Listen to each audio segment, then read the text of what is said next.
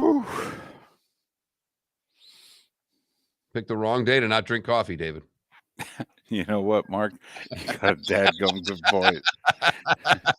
Because that's all they have downstairs, too. They have water and coffee. Might want to just load it up with sugar and cream and say, that there's never been a better to about 3-4 creams, 3-4 sugars. You might get that drinkable, David.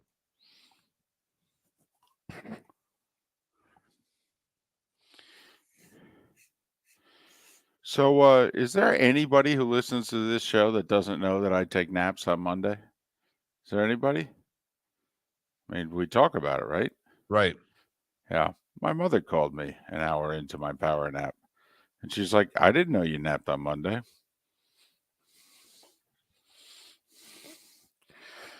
And I just thought it was Felipe that didn't listen to us when we did the show. Right. But we've experienced this for years. It's your Devils or Whales? Whales. Oh, Whales.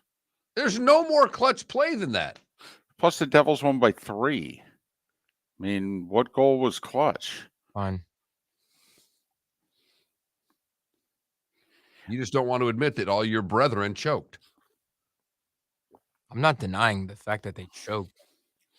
But, geez, man, we could still, if we have a nice win against Iran, we could still move on. Maybe. It'll be goal differential. It'll be who beats Iran by more and who loses to England by less. Right. And we're going to lose to England first. So we're going to be behind heading into the final day of group.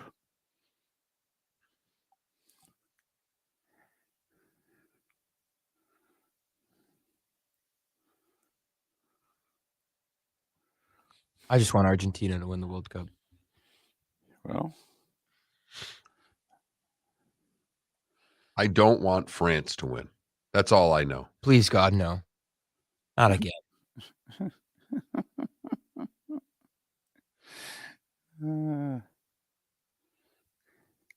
Messi. You got the rerun? We had half? Oh, yeah. Okay.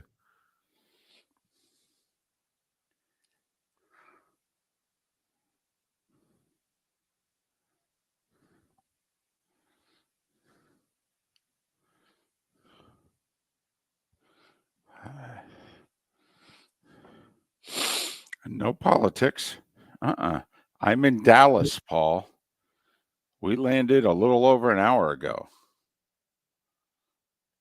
It was quite the ordeal. No, Dandy, no politics, just World Cup talk. Right. You got confused. Besides, I understand when you hear the French, you think that, but no, we're just talking about the World Cup team. Besides, what country are you in where it's like 1 o'clock right now?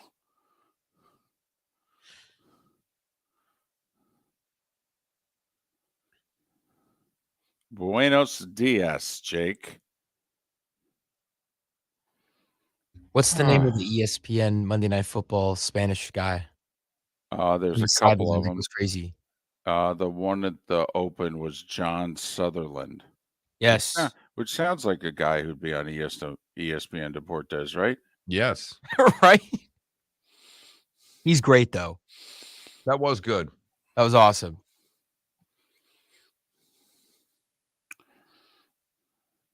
They did, and they loved it there. It looked good. Monday Night Football. It's Monday night. Monday night. 10 seconds. I will say, Paul, Mexico City put its best foot forward for this. They were genuinely excited to have it. Here we go.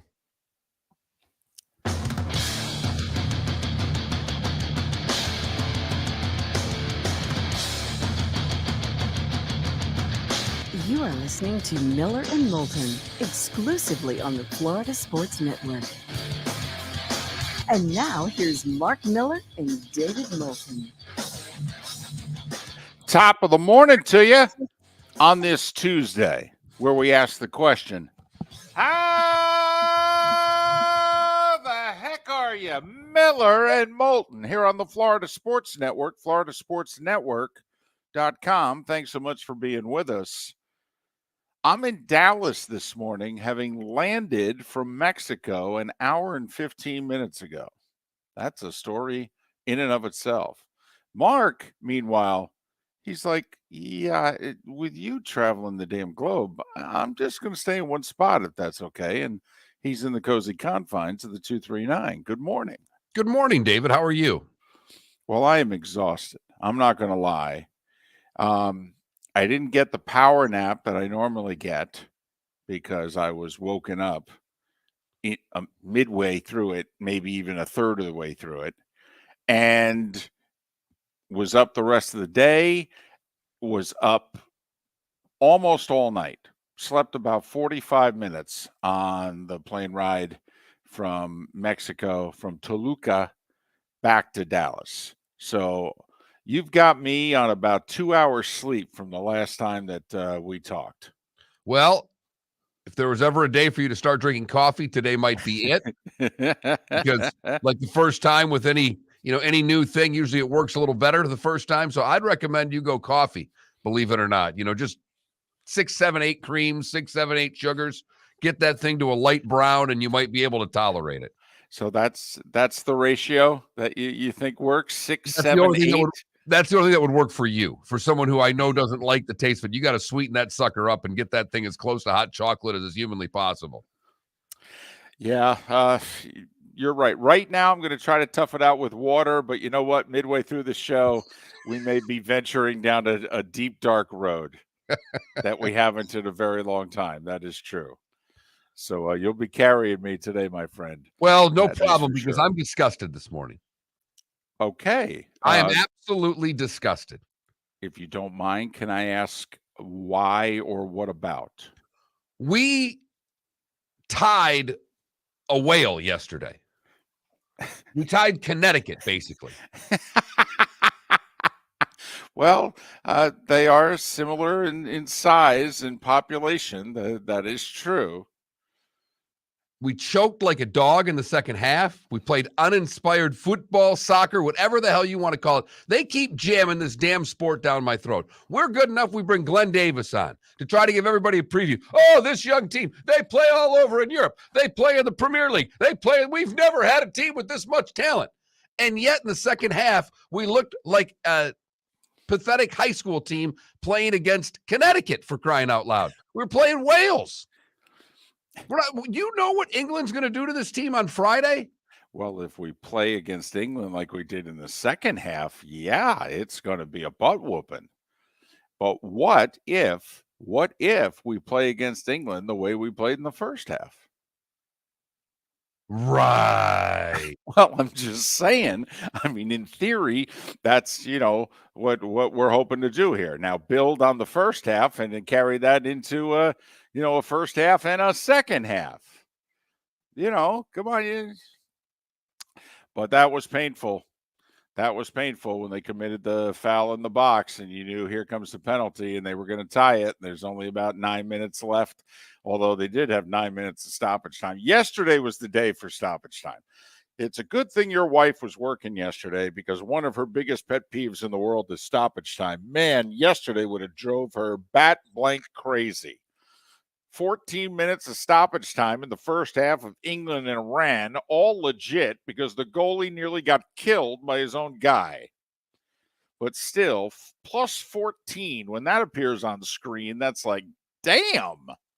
Right. And here's the thing. It would be, David, it would be one thing if the second half was played with a level of skill that you go, you know what? They made a mistake. They committed a penalty, but they were outplayed the entire second half. They looked scared. They looked like a team that didn't know how to play with the lead. They didn't look like a team. They looked very un-American. But we're supposed to be able to play with leads. That's who we are. Well, Mark, to me, they look like a team that was maybe assembled 10, 11 days ago. Everybody was. That's the same thing that happened to everyone. The rest of the world's in the middle of their leagues too. Do not start making excuses for this team. Everybody's playing under the same circumstances. No, they blew it yesterday. You could tell their A game was clearly better than Wales' A game. They were the better team and they needed to come out of there with a W. And now that they came out of there with a draw, now it's going to get dicey as to whether or not they're going to advance. This whole now, cumulative score thing, How badly do we lose to England? How badly do we beat Iran? And then compare it to how badly Wales loses to England and how badly they beat up on Iran. See, I went with Iran and Iran because at this stage of the game, I don't know. Or care. You can't No. lose. Right. Yeah, I got to be at least 50-50. And then this morning, I'll take that. I really will. So this bothered you. Yes. Sat down with the daughter to watch it. Was excited. Was actually looking forward to it. Yesterday, my whole day, first day off with the daughter and Thanksgiving break. And I said, what do you want to do? She wants to do this. And I said, all right. But at 2:00, I want to watch USA Soccer, and I'd like you to watch it with me. Okay, Dad. We sat down for that pathetic showing. That's what I showed my child. So I watched the first half in the privacy of my hotel room, and we were glorious. So I was jacked up. I got dressed a little early because we were leaving right at the end of the match and heading to the stadium. And that's when we had to be down there. But I had noticed the day before that this hotel had beautiful open areas where people could sit with numerous TVs. They had like 8, 10 viewing areas, very casual and all open air. So, and yesterday was, about 70 in Mexico City. And so I said, you know what I'm going to do? I'm going to go down and I'm going to watch the World Cup with the people. And I'm going to see, whether or not they're rooting against us. And if so, by how much, and whether or not us winning is bothering them. And, well, needless to say, they had a much better second half than I did. How much were they rooting against us? Not as much as I thought they would. Not as much. Like, they reacted to the penalty because it was a penalty, and 90% of the time you know what's going to happen next. And they realized, oh, boy, now we're tied with 9 minutes to go plus stoppage time. It might not get a W here. But with the two, I sensed, Mark, with the two nations not in the same group, that they were just watching as soccer fans and they were taking in the World Cup. Because if you go back, and now you've got to go back 12, 16 years. If you remember, you and I went to a little restaurant where no one speaks English. Correct. For a World Cup game when U.S. played Poland. And I don't remember which World Cup it was, but I know that we played Poland, and I know we got beat. And the entire restaurant was openly and blatantly rooting hardcore against the U.S. Correct. And we were the only two white people in the restaurant for the entire 90 minutes that we were there. And yes, they were partying. All right. Now, there was one gentleman, all right, who was sitting right next to me, as a matter of fact. And he was getting very enthusiastic. And I asked him, I said, are you a fan of Mexico? And he said, yes. And I said, I'm just curious, 8 years ago, who carried your ass into the World Cup? And he just looked at me, and a guy next to him smiled. Okay. And I go, so how about you just keep it all on the inside? Attaboy. In their country, telling them how they should act during theirs. Hey, that is rich, David. Hey, come on now. First off, we are all hosting the World Cup together in 4 years. North America is hosting the World Cup. The U.S., Mexico, and Canada. In fact, the stadium that NFL game was played at last night, that is the stadium that has held 2 World Cup finals. I believe it's the only stadium in the world that has held 2 World Cup finals. All right. And it is going to get worked on in the next couple of years so that it can be worthy of hosting yet another, few World Cup matches. But that's all. You may remember 8 years ago, Mexico was dead they had choked like big hairy dogs, and they needed a miracle from the United States on the road. We had no incentive in that match. We didn't even send our A team. And I think our B team went to like Costa Rica and scored 2 late goals and put Mexico in the World Cup. And so that's all. I just Fosse, Martha Graham, Madonna, just keep it on the inside. That's all. it wasn't Mexico who was tying up the U.S. That I could understand. I mean, I'm not sitting here rooting against Mexico. Maybe That's you all. should. That's all. But I mean, the guy next to him did say, yeah, he's got a good point. And then the guy was like, like I hate him. Okay, all right, that's fine. But I took in an hour of the World Cup in amongst the peeps in Mexico City. Huh? So I'm disgusted this morning. You really are. This is not fake. This is not shtick. No, Ladies and it's not gentlemen, shtick. If it was no. shtick, I don't do shtick. I don't have time. I know you for it. don't. I'm just making that point. 20 minutes ago, we connected via computer. We started talking, and Mark was spitting chiclets. He was so mad. I'm like, wow. I've blamed Felipe and his generation 3 or 4 times. It's his fault. Right. And for what exactly? Just the penalty in the box, Felipe, I guess. Just, we It's got to not- take our lumps today, Felipe.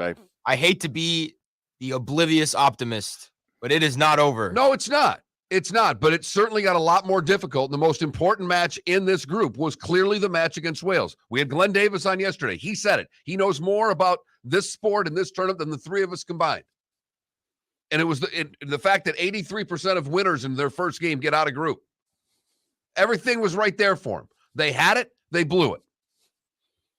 Once again, a tradition unlike any other. Blowing it in the World Cup. It's what Americans do. Look at that. He's so mad, and he worked Jim Nance into it as well. Miller and Moulton, we've got a great show lined up for you today. David Samson will join us, Pat Kirwan, as well as Graham Hall to talk some Gators. All still ahead the starting 5 in 25 minutes right here on the Florida Sports Network. David Moulton for Napa Auto Parts, and Napa Filters. Insist on Napa Filters for your vehicles, or if you're a do-it-yourselfer, only buy Napa Filters. Napa has a filter for almost anything on earth that moves, whether it's motorcycles, foreign and domestic cars, vans, SUVs, earth-moving equipment. You get the idea. Napa Auto Parts, Napa Filters. Insist on them for your vehicles, or if you're do-it-yourselfer, only buy Napa Filters. Mark Miller for SWFL Golf Carts, or online, flgolfcarts.com. If you're looking for a golf cart, an e-bike, or an e-motorcycle, go visit Alex and the gang at SWFL Golf Carts. flgolfcarts.com online. Check out their whole inventory. If you're looking for a custom cart, they can take care of you. 2-seater, 4-seater, 6-seater, they've got you covered. E-bikes, nobody better for value and service. E-motorcycles, check them out. Again, flgolfcarts.com. flgolfcarts.com. Ladies and gentlemen, once again. Yeah. Hi. Excuse me. Hey, the line starts back here. Ma'am, if your party's not here, you're going to have to go around again. If you had the opportunity to avoid all this, wouldn't you? Salt Live is the official transportation provider of the Miller and Moulton Morning Show, making your trip to and from the airport seamless and stress-free. Salt Live is supported with the help of local partners like the Bayfront Inn. Gather your family and friends and enjoy a leisurely day on the water with a pontoon or deck boat. If you prefer to explore the waterways without a motor, the Bayfront has canoes, standboards, and kayaks. At the end of your journey, enjoy lunch or dinner at the Bamboo Tropical Bar and Grill. The Bayfront Inn, something for everyone on 5th Avenue in downtown Naples. BayfrontInNaples.com. When you need a ride, book with Salt Live Transportation, 308-8686, or book on saltlivetransportation.com.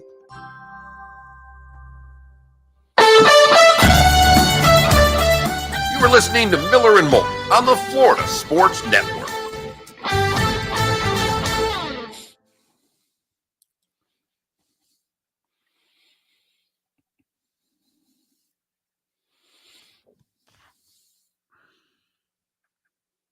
Well, Johnny, Hawaii is bigger than Wales. Johnny, it's the United States was playing yesterday in a major international competition. Some would call it the biggest in the world. And no offense, to sit there and break down a Monday Night Football game that I know most people didn't watch is not, I know we can do stuff about David being at the game, but a blowout game between San Francisco and Arizona doesn't do much for me.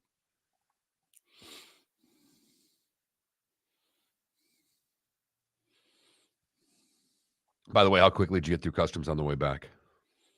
Oh, on the way back? 3 minutes? Maybe 7. Right. Yeah. So you had the same experience I did coming in. A couple of guys were going, hey, how you doing? But, a little different coming back, isn't it? But, man, that Toluca airport, man, they did it again. First off, because the people who drove us got lost. A 1 hour drive took 2 hours. And apparently when we got there, the airport was like 40 minutes away from closing. But they did the exact same thing with all our stuff.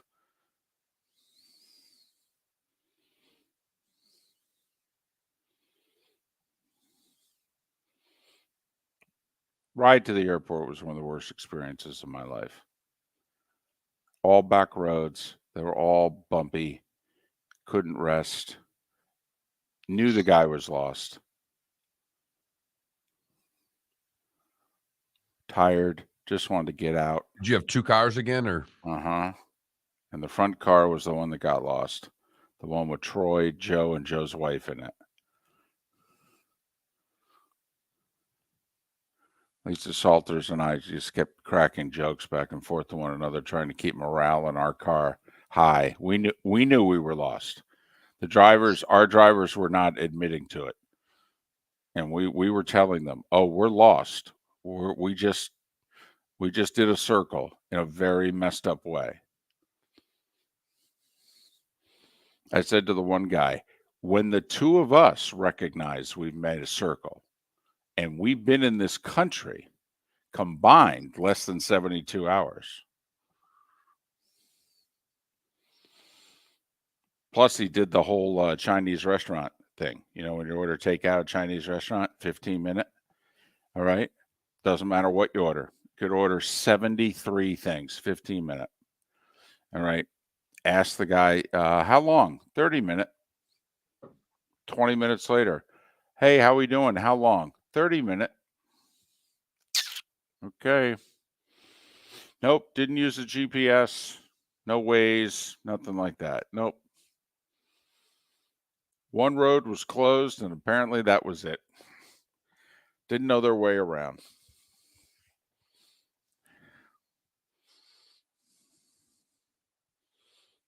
When I worked for my buddy's company and we did all these travel groups and incentives, the only thing we ever hired out of town, because we used, big companies to move people, the only thing they would ever do is they'd hire all ex-cops to be drivers or current cops.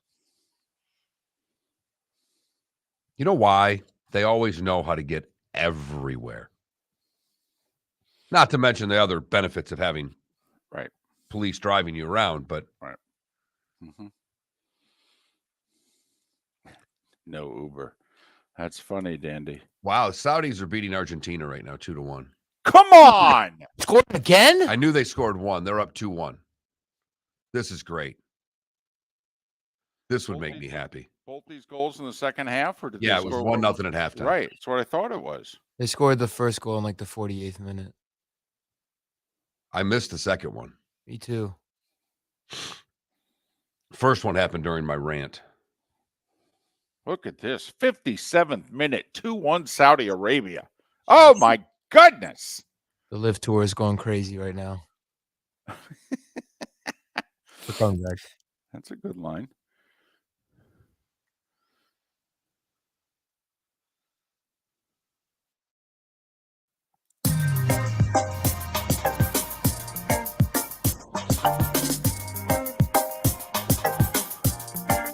Welcome back to Miller and Moulton, only on the Florida Sports Network. 21 minutes after the hour, Miller and Moulton, Florida Sports Network, floridasportsnetwork.com. I'm in Dallas. We flew back from Mexico City. We landed about 90 minutes ago. I am broadcasting actually in a conference room of Jet Aviation. They're located at Love Field. I got to be honest, Mark, I'm a little freaked out that I'm broadcasting from Love Field in Dallas on November 22nd. It is a little eerie. okay. I didn't know what word you wanted to use. I figured I'd let you fill in the blank there. Just you did. That's all. That's all. It's just, and if by chance you don't know what we're referencing, this was the airport that President Kennedy landed in that fateful morning, and unfortunately, the airport that they all flew out on Air Force One on. So, yeah, that's all. It was on this day 59 years ago. So, I'm kind of glad I'm upstairs alone because I'm a little freaked out. Got to be honest. But, you got to do what you got to do. And speaking of freaking out, you're been out of shape. All right. And you are every 4 years, jump on the bandwagon U.S. sports/soccer fan. Correct? Except for the jump on the bandwagon. I don't know if I'm on the bandwagon, but we do this sports thing for a living. So I'm watching the commercials, and yeah, I guess a little bandwagon, but I'm an American. I want our team to win. I'm a proud American. And when they embarrass us in Connecticut yesterday, it pisses me off. For those that don't know, the United States, Connecticut did not secede from the country. That's not who we played yesterday. We played Wales. They just happened to have about as much land, grab, acreage, and people as Connecticut. In fact, I think Connecticut might be a little bigger in both population and land. So Mark's a little unhappy, but imagine Mark's been out of shape scale of 1 to 10. And I got to admit, he's like an 8.5 today. Yeah. It's really, really bothered him. Can imagine, you must have been charming yesterday afternoon and evening. Holy mackerel. How do you explain that to the wife? What's bothering you? We tied Wales. No, I didn't. My mother-in-law was in town, and now I realize, you know what? The more you bring this up, the day amplified on me. So the wife wants me to order pizza last night. Okay. Took me, places are busy, and I get it. And they say, call the place up, and they say, can you hold? Okay. 24 minutes later, I'm still on hold. Wow. What are you trying to get Comcast? Exactly. And I didn't complain to them. Not even bringing up their name now. Things happen. Right. Busy. Yep. Well, I think I angrily ate 4 pieces of pizza yesterday, and I'll blame it on the U.S. men's national team. Well, just imagine your angst times 782. Because Argentina's losing to Saudi Arabia in soccer in the World Cup. So you think we had a bad half against Wales? There are about 24 men who never need to come back to the homeland if this next 30 minutes don't turn around. Got that right. I mean, damn. And isn't one of them named Messi? Yes. As a matter of fact, he scored the first goal of the match. And okay. Since then, the Saudis have been playing quite well. So I will say this little event is off. This is like our March Madness, where we get some early results that go, hey, look at this. It's exciting. All right. That's what we have here so far. And now that I found a website called mapfight.com, yeah, it's New Hampshire. Basically, New Hampshire and Wales are about the same size. Wow. I got to admit, that is small. Just, we really should have won that match, shouldn't we? You think? And it's funny. I know you don't have any major goals. It's not like you're having house parties. You're not going to invite people over on Friday to watch USA in England. All right. But you just want to see us get out of group. Yes. and get in the damn tourney, so to speak, and then just, let's see what can happen. And Bada bing, bada boom. yeah, Glenn Davis on Twice telling us about all these players and the experience that they've had, even though they're young. That he's talking about. He's never seen this before. He sold me on this team being better. And I thought after watching the first half yesterday, as dominant as they were, I thought that they could. I knew Wales would start pressuring down a goal. I get it. But the mistakes that the U.S. team made was painful to watch. They were their own worst enemy in that game. Wales is just lucky we didn't send Derrick Henry over there. Would you feel better if Saudi Arabia beats Argentina? I mean, little. because we didn't lose,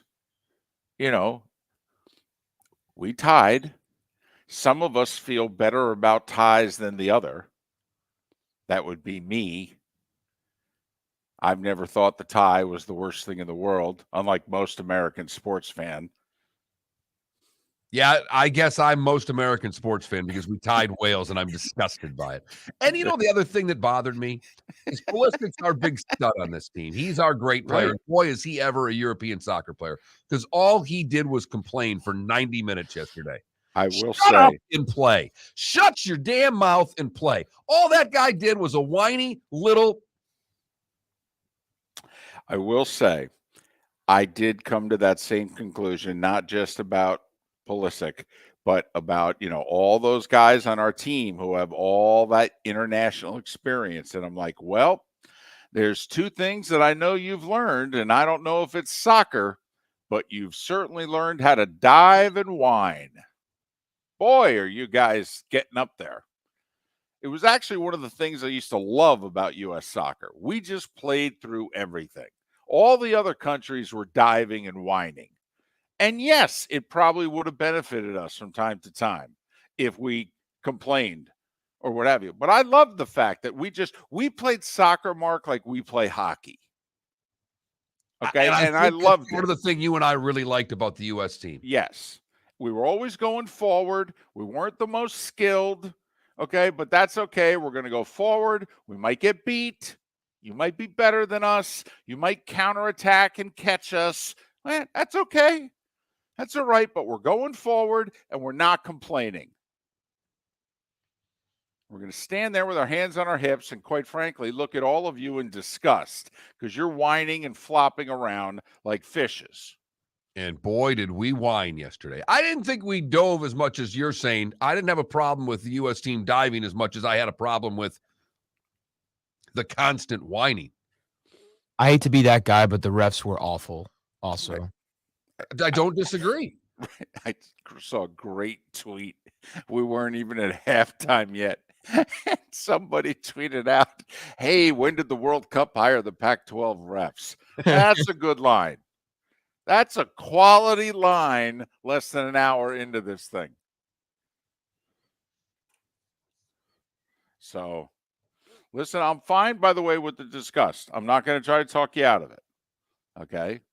I'm glad that you're disgusted, actually. I think that's good. Means you care. 66-minute Argentina losing to Saudi Arabia. That should also make you feel better. It does make me feel a little bit better. But it doesn't change the fact that we lost to New Hampshire yesterday. We didn't lose. We tied. Sure feels like a loss. Does it feel like a win to you? Does it feel like a tie? It felt like a tie. It felt like a tie, huh? It did. It felt like a tie. We controlled the first half. They outplayed us in the second half. Starting five is next. Miller and Moulton, Florida Sports Network. David Moulton for Napa, Napa Auto Parts, and Napa Filters. Insist on Napa filters for your vehicles, or if you're a do-it-yourselfer, only buy Napa filters. Napa has a filter for almost anything on earth that moves, whether it's motorcycles, foreign and domestic cars, vans, SUVs, earth-moving equipment. You get the idea. Napa Auto Parts, Napa filters. Insist on them for your vehicles, or if you're do-it-yourselfer, only buy Napa filters. Mark Miller for SWFL Golf Carts, or online, flgolfcarts.com. If you're looking for a golf cart, an e-bike, or an e-motorcycle, go visit Alex and the gang at SWFL Golf Carts. FLGolfCarts.com online. Check out their whole inventory. If you're looking for a custom cart, they can take care of you. 2-seater, 4-seater, 6-seater, they've got you covered. E-bikes, nobody better for value and service. E-motorcycles, check them out. Again, FLGolfCarts.com. FLGolfCarts.com. Ladies and gentlemen, once again. Yeah. Hi. Excuse me. Hey, the line starts back here. Ma'am, if your party's not here, you're gonna have to go around again. If you had the opportunity to avoid all this, wouldn't you? Salt Live is the official transportation provider of the Miller and Moulton Morning Show, making your trip to and from the airport seamless and stress-free. Salt Live is supported with the help of local partners like the Bayfront Inn. Gather your family and friends and enjoy a leisurely day on the water with a pontoon or deck boat. If you prefer to explore the waterways without a motor, the Bayfront has canoes, standboards, and kayaks. At the end of your journey, enjoy lunch or dinner at the Bamboo Tropical Bar and Grill. The Bayfront Inn, something for everyone on 5th Avenue in downtown Naples. BayfrontInNaples.com. When you need a ride, book with Salt Live Transportation, 308-8686, or book on saltlivetransportation.com. You were listening to Miller and Moulton on the Florida Sports Network.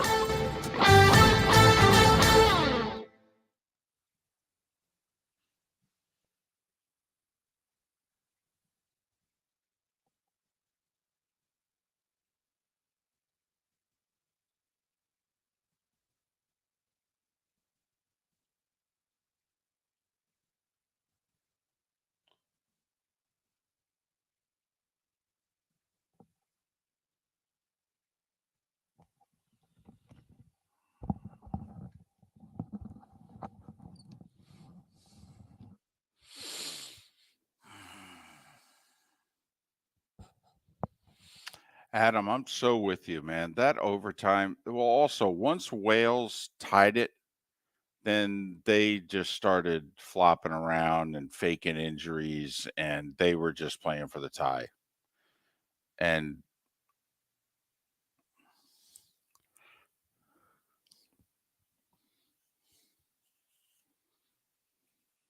I don't know why soccer fan tolerates it.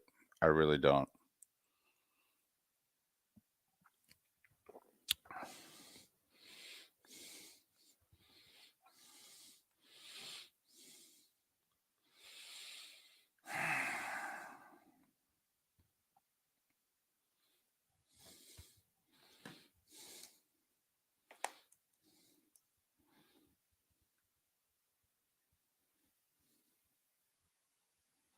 Actual headline in Tampa for the CBS station: Florida man breaks into KFC.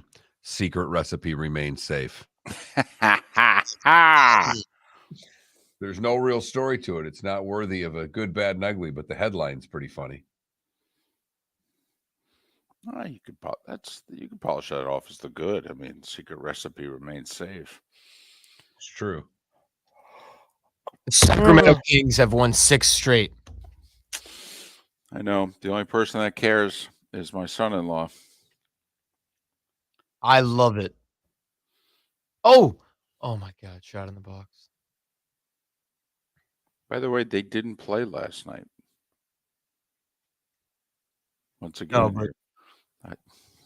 but like the damn beam, you know. Felipe, those are the comments though that scare me when you open your mic up, because you're bringing up something that's something you do on air, and it just has. I just took a look at the standings right now. Once again, my point. That's what you're doing, because you're over there reading the phone, and then you think you have something that has nothing to do with what we're talking about. So I'm going to try to reel you in. You know, keep it on point. 4th seed in the Western Conference. Just refuses to.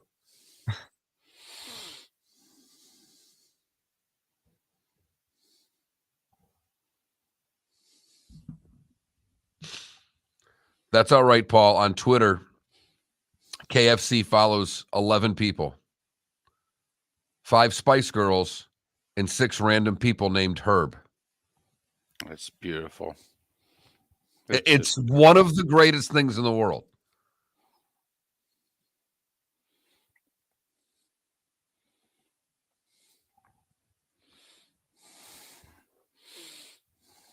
because the Heat have like 6 players, DC.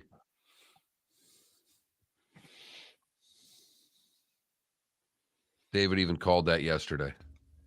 I was surprised the Heat covered, though. I would have lost money. And Oh. Goalie came out about 20 yards to make a play. also the Heat had the pleasure of assigning Max Strus on Anthony Edwards last night. Yeah, it's a lot of fun. Yeah. Breakfast, lunch, and dinner for Ant.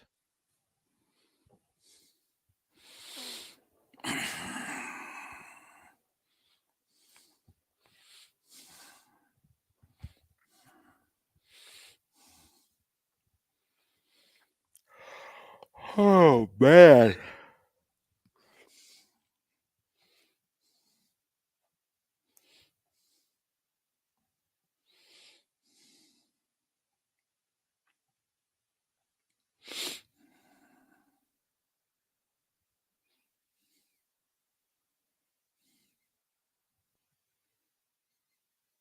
Here we go.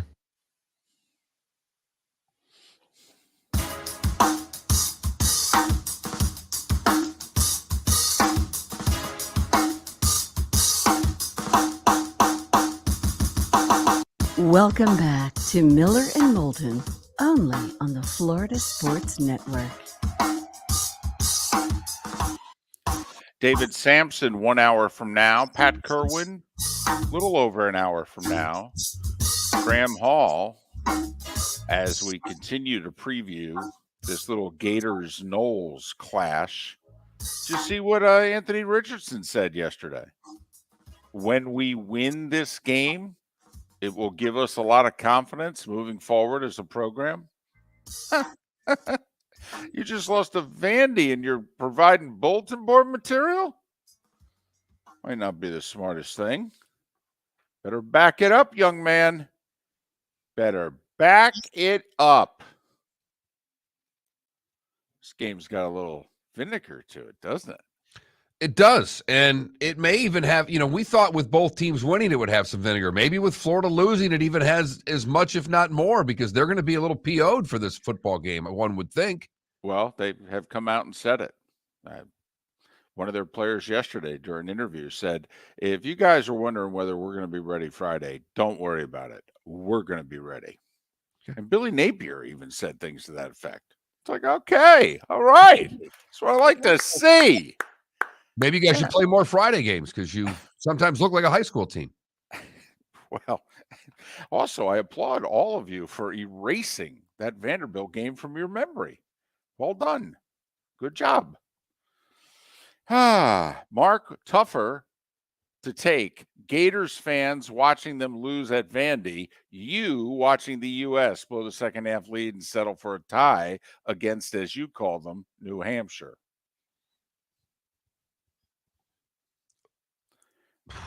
Wow. You took this hard. If you took it Florida Vandy hard, damn. I did. Wow. I did. Like this texter says, and thank goodness, I'm an American. I'm embarrassed and disgusted with the American soccer team. It's not our sport and we suck at it. Why go over there and embarrass yourself? I don't know, sir. I don't know. 20 minutes before the hour. It is time for The Starting Five. 5 stories you need to know. It's the Starting Five on Miller and Moulton. Here's number 1. Well, as we referenced, the U.S. blew a 1-0 halftime lead, committed a penalty in the box with less than 10 minutes left in regulation. Wales buried it. 1-1, USA and New Hampshire. They get a point. U.S. will face England on Friday. They will be decided underdogs. Wales will face Iran. They will be favored. If the expected happens, the United States is going to be in a bad spot next week when they play their third and final group match against Iran. They're going to need to win have England beat Wales, and then we'll do the whole comparing the scores thing. Who scored more goals when, and that team will advance. That's not a good place to be. England beat Iran 6-2. The match wasn't even that close. Netherlands 2-0 over Senegal yesterday. Going on right now in the 76th minute, Saudi Arabia with 2 second-half goals is beating Lionel Messi and Argentina. Hello.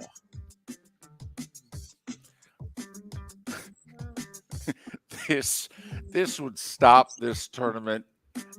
I mean, just cold. There's no doubt. They're in the 80th minute right now, and it's still 2-1.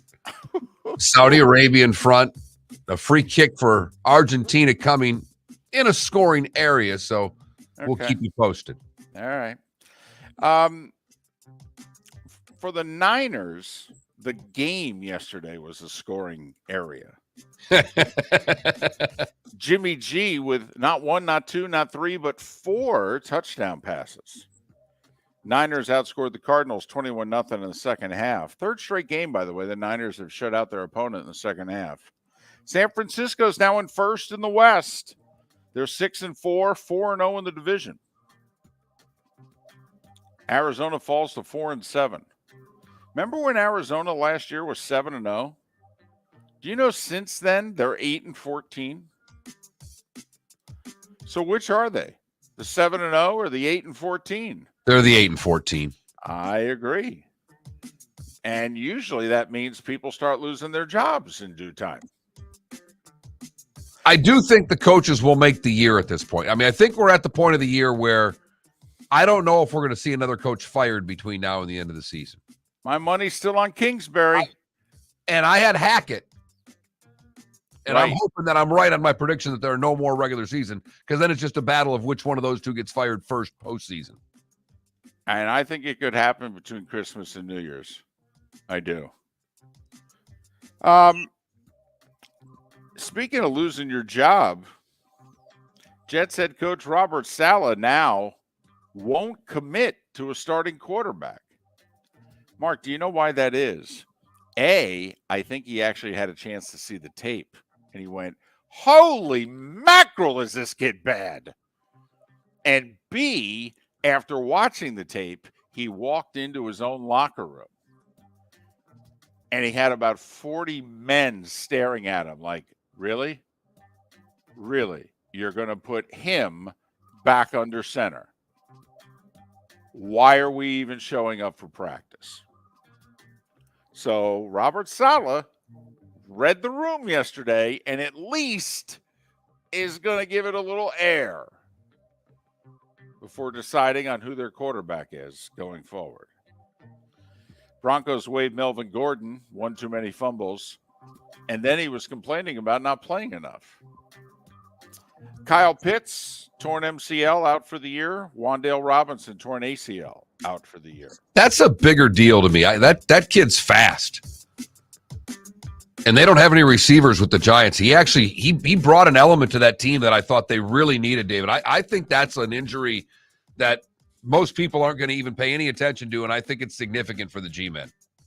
Don't disagree. Also think that the Giants need to pony up a little bit more than they were hoping to pony up if they want to get Odell Beckham, because it looks like Jera really wants him. And I do have to ask a question. I mean, I think it's absurd he's in the Hall of Fame, all right, like acknowledging that he knows anything about football, because clearly his record as general manager hasn't been that great. But with that being said, Mark, when Jera wants somebody, how many times has he not gotten them? I'm trying to think of one that he's lost out on. Right.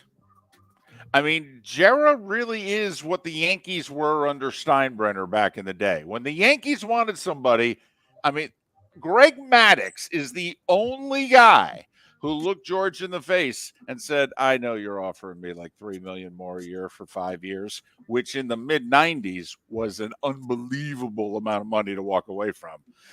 And Greg said, yeah, I'm using you to drive up the price on the Braves. Don't know what to tell you. I'm not pitching here. So Jera really wants Odell, Mark. I have a feeling Odell Beckham shortly after Thanksgiving is going to be a Cowboy. I totally agree, and I said so yesterday. I just think at the end of the day, Odell wants to play in Dallas too. More than he wants to play for the Giants because he thinks he's got a better shot to get to a Super Bowl in Dallas. That's all. T-Wolves beat the Heat. I have to admit, Miami, unbelievably shorthanded, put up a hell of a fight. Lowry led them with 21. They were up 13 at the half, but they lost 105-101. Miami 7-11 on the season. Magic are 5-13. Think about that. The Heat are only 2 up on the Magic. And we're almost at the quarter pole. That's alarming. Indiana beat Orlando 123-102. I will say, Mark, Indiana was supposedly tanking. They're 10-6. Celtics got whooped by the Bulls last night by 14, 121-107. Cleveland took care of Atlanta by 12, 114-102. Milwaukee beat Portland by 8, 119-111. Listen, this looks really bad, okay? But remember, and now you hear the rest of the story. The Pelicans beat the Warriors by 45 last night. They were the Warriors in name only. No Steph, no Clay, no Draymond, no Andrew Wiggins. I mean, come on. Zion did come back after missing a few games with injury. He played 33 minutes. Knicks beat OKC by 10. And the Clippers beat Utah by 7. 121-114. Remember, the Jazz got off to that amazing start. They're starting to come back down to earth now. They're 12-7. NHL.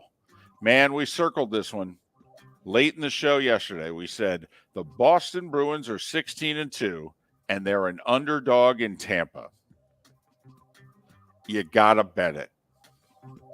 Bruins were up 5-1 in the third and won at 5-3. They're 17-2. And the Devils won their 13th in a row. What team is more amazing? The Bruins are 17-2. The Devils are 16-3, having won 13 in a row. I think it's the Devils because it's even more surprising. I mean, the Bruins were supposed to be a good team, not the 72 Bruins, right? Right.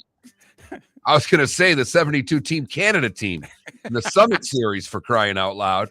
Well, there were a lot of Bruins on it, but but the Devils weren't supposed to even. I mean, they were supposed to fight for a playoff spot, and so what the Devils are doing right now is incredibly impressive. It's come out of nowhere. Boston 5-3 over Tampa. Devils 5-2 over Edmonton. A bunch of overtime and shootout games last night in the NHL. In overtime, Islanders beat Toronto, and Winnipeg beat Carolina. In a shootout, Colorado edged Dallas, and Nashville over Arizona. Calgary 5-2 over Philly. St. Louis 3-1 over Anaheim. They still haven't won a game in regulation, have they? It's unbelievable. We're almost in December. Right. San Jose 5-1 over Ottawa. Vegas 5-4 over Vancouver. College hoops yesterday. First off, in Southwest Florida, Mark, where you are, there's not one but 2 tournaments. There's the Fort Myers tip-off, and there's the Gulf Coast Showcase. In the showcase, FGCU a winner by 21. But also in the top 10 yesterday, Texas, Duke, and Arkansas all won. Around the state, South Florida lost their 0-5. UAB beat them by 15. And the Noles got their first win of the year. They have been fielding a lineup kind of like Golden State did last night against New Orleans. I mean, their starters haven't played yet. But they won last night. They beat Mercer by 9, 81-72. FAMU in overtime beat Albany State by 5. UNF lost a heartbreaker to Duquesne by 1. And Bethune-Cookman lost by 15 to Charleston Southern. On the women's side, Mark, the Gators and FAU both won. And as far as nationally ranked teams, Tennessee and Louisville lost. Argentina still losing to Saudi Arabia. I have 87th minute. What do you have? We are now entering the 89th minute as Saudi Arabia is slow playing this thing to death with some substitutions coming in, trying to hold off Argentina, who's had a handful of chances here in the last 3 or 4 minutes. but nothing yet. This is men's soccer in the World Cup. If it sounds like this is a shocking upset, it would be unbelievably big. Saudi Arabia 2, Lionel Messi, he did score, and Argentina won with a minute left in regulation before stoppage time. They got to give Argentina about 6 minutes, don't they? I mean, They've already said these 9-minute stoppage things are going to be more common. They're trying to really pay attention so that you get 90 minutes of soccer. It's one of the points of emphasis in the tournament this year. well, to get 90 minutes of soccer, don't you have to stop the complaining and the diving? It's a dadgum good point. Miller and Moulton. And that is... That was the Starting Five every weekday morning at this time on Miller and Moulton.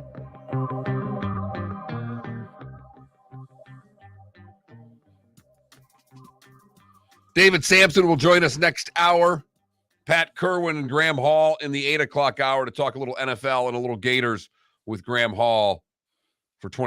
He's from 24/7 Sports and covers the Gators, so he will join us in the 8 o'clock hour. David Samson next hour. Well, let's see how quickly Graham Hall puts that Gators loss aside, since apparently the Gators are pretending that, it was like Bobby Ewing year 3 on Dallas. It was all just a dream. I mean, what? We didn't play Vandy last week. What are you talking about? Look you don't have much of a choice. You've got to move on from it, but I give the Gators, I don't know if credit's the right word, but at least having the moxie to saying this is a big game. We understand how important it is and don't think we're not ticked off coming into it. It'll make for a good Friday. Miller and Moulton, we thank you for listening right here on the Florida Sports Network.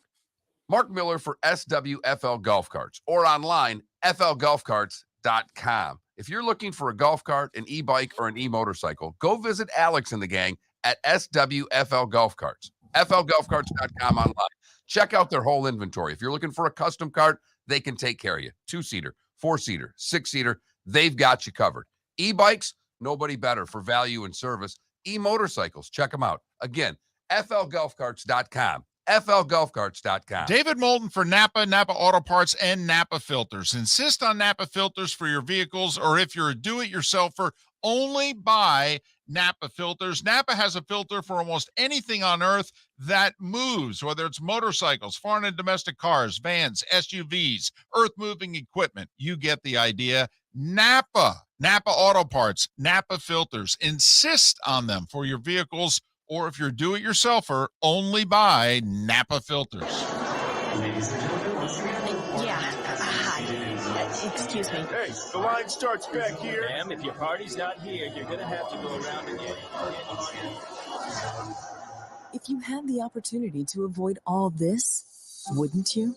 Salt Live is the official transportation provider of the Miller and Moulton Morning Show, making your trip to and from the airport seamless and stress-free. Salt Live is supported with the help of local partners like the Bayfront Inn.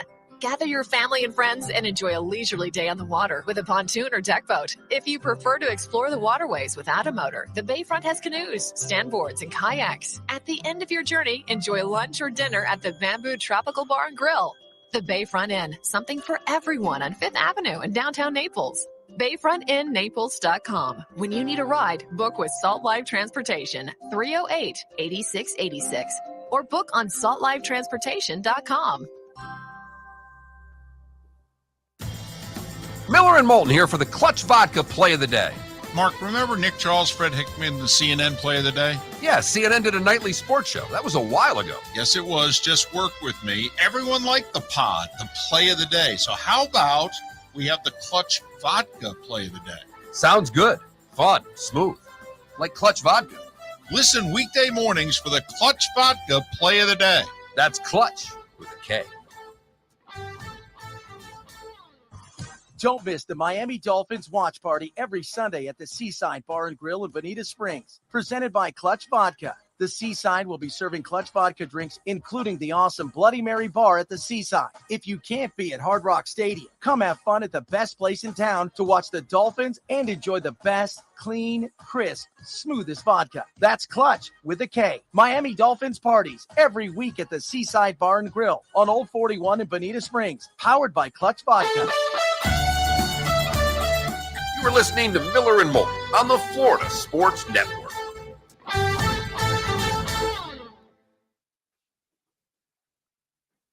Hats off to the Saudis, man. Yes, they did, Adam. They're playing really good.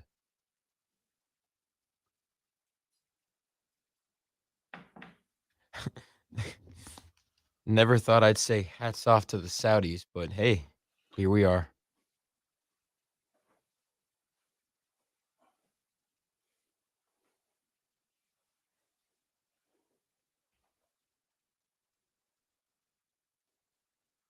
Yeah, I just get worried, Dandy, when now these breaks, if he falls asleep on me. That's the only thing that, if David makes it through the show. Because I know he has not really been to bed yet. When's his flight back to Florida? Oh, my goodness. Uh-oh. Please shoot it. Oh, my God. Oh.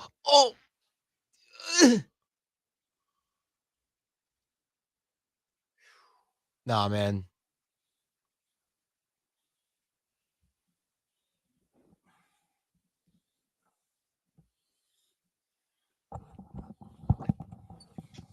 The goaltender has made 2 plays coming out of the net where he has been left for dead. The first time he came out and fisted this one, there's about 6 players lying on the ground, but the first time he came out and missed it, the Argentinian player has a strike from, 8 yards? The defenseman is in the net, heads it out. Wow. Now we've got another injured Saudi guy laying for dead next to the net. The goaltender got a yellow card on the first time. This has been a riveting stoppage time. Riveting. I'm looking on the thing here. It looks like they've handed out 6 or 7 yellow cards to Saudi Arabia in the last 30 minutes. 6.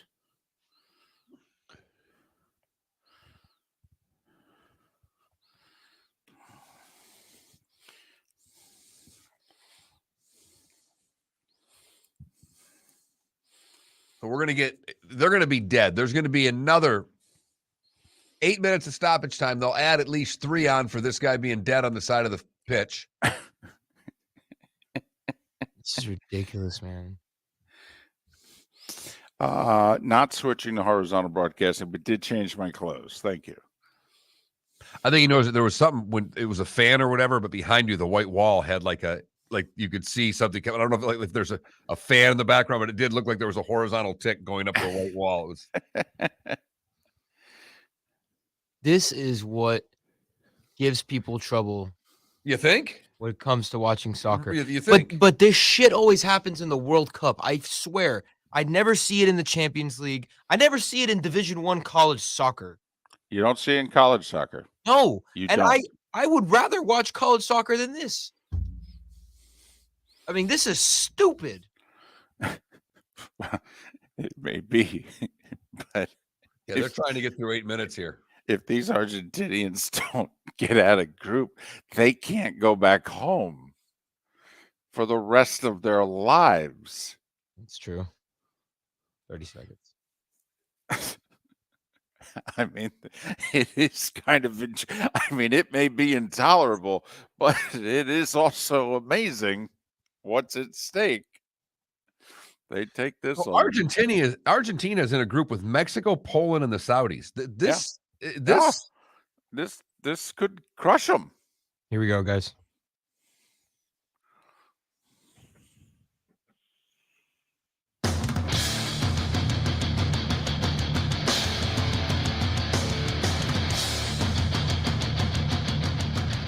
You are listening to Miller and Moulton, exclusively on the Florida Sports Network.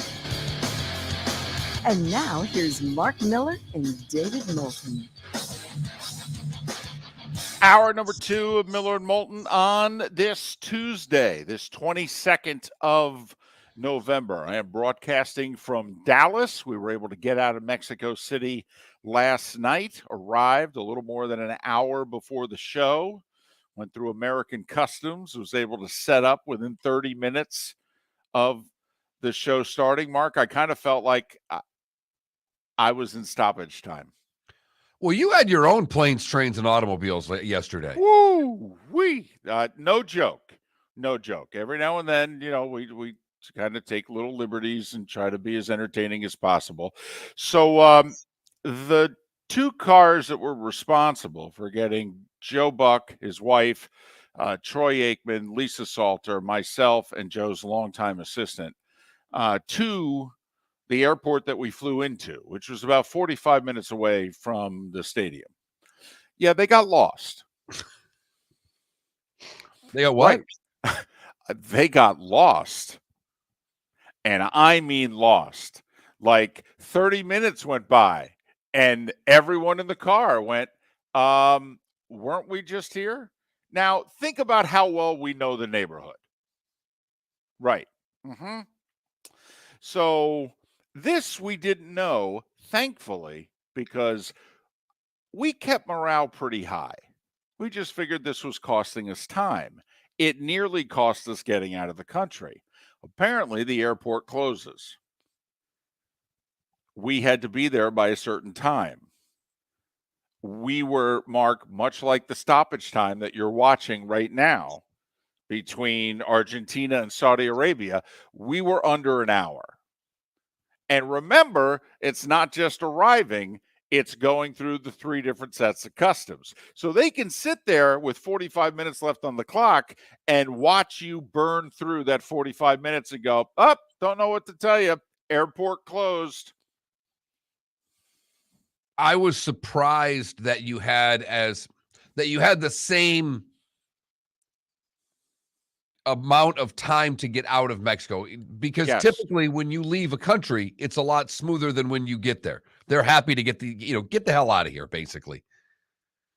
And so I was a little surprised that it took you that long to get out. But I'm just curious, when you're driving around Mexico at around 11 p.m. local time, lost, right? Did you ever have any concerns? Did you ever have any nerves outside of just not getting to the airport of going, what's going wrong here? Mark, there were 3 passengers in each car. There were 2 cars. We were in the second car. It was Lisa Salters, myself, and Steve Horn, Joe's longtime trusted assistant. Before Joe, he worked for Bob Costas. I can honestly say one of the 3 smartest people I've ever met in my life. A fascinating guy. So, Mark, do you think that that's the type of car that would keep quiet as this ordeal was going on and would just sit and look at one another and go, boy, I guess we're having trouble, huh? No. Mm-mm. No. Between Lisa Salters and I, every 10 minutes, one of us was going, hey, what's going on here? How about we pull over? How about we call the car in front of us? Okay, how about we pull in front of the car in front of us, get him to stop because he's the one who's lost and we're following him. Why do we have to follow him if he's lost? And you're getting nothing from the driver at this point. Well, not from the driver. Driver didn't say a word. Not a word. Didn't blink even. All right, his trusted sidekick in the front seat, he was answering our questions and concerns. The problem was the answers. This is how it went. Are we on the right track? Yes, we're back on the right track. How long is it going to take? 30 minutes. 30 minutes goes by. We ask 30 minutes. Are we close? Yes, 30 minutes. I thought I was ordering Chinese food. You know how every time you order takeout, it's 15 minutes. Doesn't matter if you order just one little thing for yourself or a party for 17 and the bill is $361. They will have it for you in 15 minutes. Right. That's what we were getting in the car. So thankfully, we get out of Mexico City. I give Joe a lot of credit. Joe was tipping everybody. Okay. I, of course, looked at him and go, wow, I can only imagine what you tip people who do their job. And so apparently we nearly, though, couldn't get off the plane in the States because you have to have a customs official there. Right. Well, the customs official was expecting us at a certain time. And when you didn't show, custom official was looking at the watch saying, I'll give him 20 more minutes. And so we nearly landed with the custom official having gone back home and gone to sleep. And then you'd have just sat on the tarmac until someone showed up, right? Staring at the building that I'm now broadcasting in with the equipment right beside me. And You'd have needed a long. Mark, tell you what, though, if you'd have got one long extension cord, we'd have had a hell of a show. Well, that is true. All right. And there is power on that plane. I would have fired the sucker up at 5 a.m. local time with Joe and Troy and everybody there and would have done the damn show. Full time. That would have been impressive. That would have been, because at some point, Buck would have either turned everything off. Oh, no, they would have grabbed the headphones. Right. Right. They were, I think, the night had gone so far. If that had actually happened, this would have been Buck and Aikman doing Miller and Moulton, I think, is what would have happened. So you missed out because the customs agent showed up, and we would have had a little bit better show than we have. Right. But we think we've got a decent show, and we have a monster upset. Is it over? It is finally over. It was 12 plus minutes of stoppage time. Saudi Arabia with a 2-1 win over Argentina in the World Cup this morning. Holy cow. Wow. And you're bent out of shape because we had to settle for a tie with Wales. I'm still bent out of shape, but I tell you what, it got a little bit better this morning. Mark, at least Pulisic and the guys can return to the country. Okay? If Messi and company don't get out of group because of this, it's over. Move. No need to come back. And they've got Poland and Mexico in their group. Obviously, will have to win both now. Do you know how they must be dancing in the shit? Think about if you're in Mexico where we just left. Okay, they're waking up to this. They're waking up to Argentina losing to Saudi Arabia. And now they're like, oh, we can get out of group. And this might not even be hard. So I do need to apologize. I made a mistake yesterday. And I'm pretty good with the whole NFL tiebreakers. I know them. I know like fourth one, fifth one, sixth one. I'm pretty good. I miscalculated yesterday. Remember yesterday I said that the Bengals were still out? Right, and I didn't challenge you because what I had in front of me had the Bengals in and the Jets out, but I don't fight you on these things because you do know them backward and forward. So here's the mistake I made. I assume, because if you have more than two teams tied, you go to conference record. Well, when two of the 3 or 4 teams are in division, they first have to rank you in the division. And so even though the Patriots, Jets, and Bengals are all 6 and 4, apparently for tie-breaking purposes, they put the Patriots in because they swept the Jets. So they're in 3rd in the division. So they're in.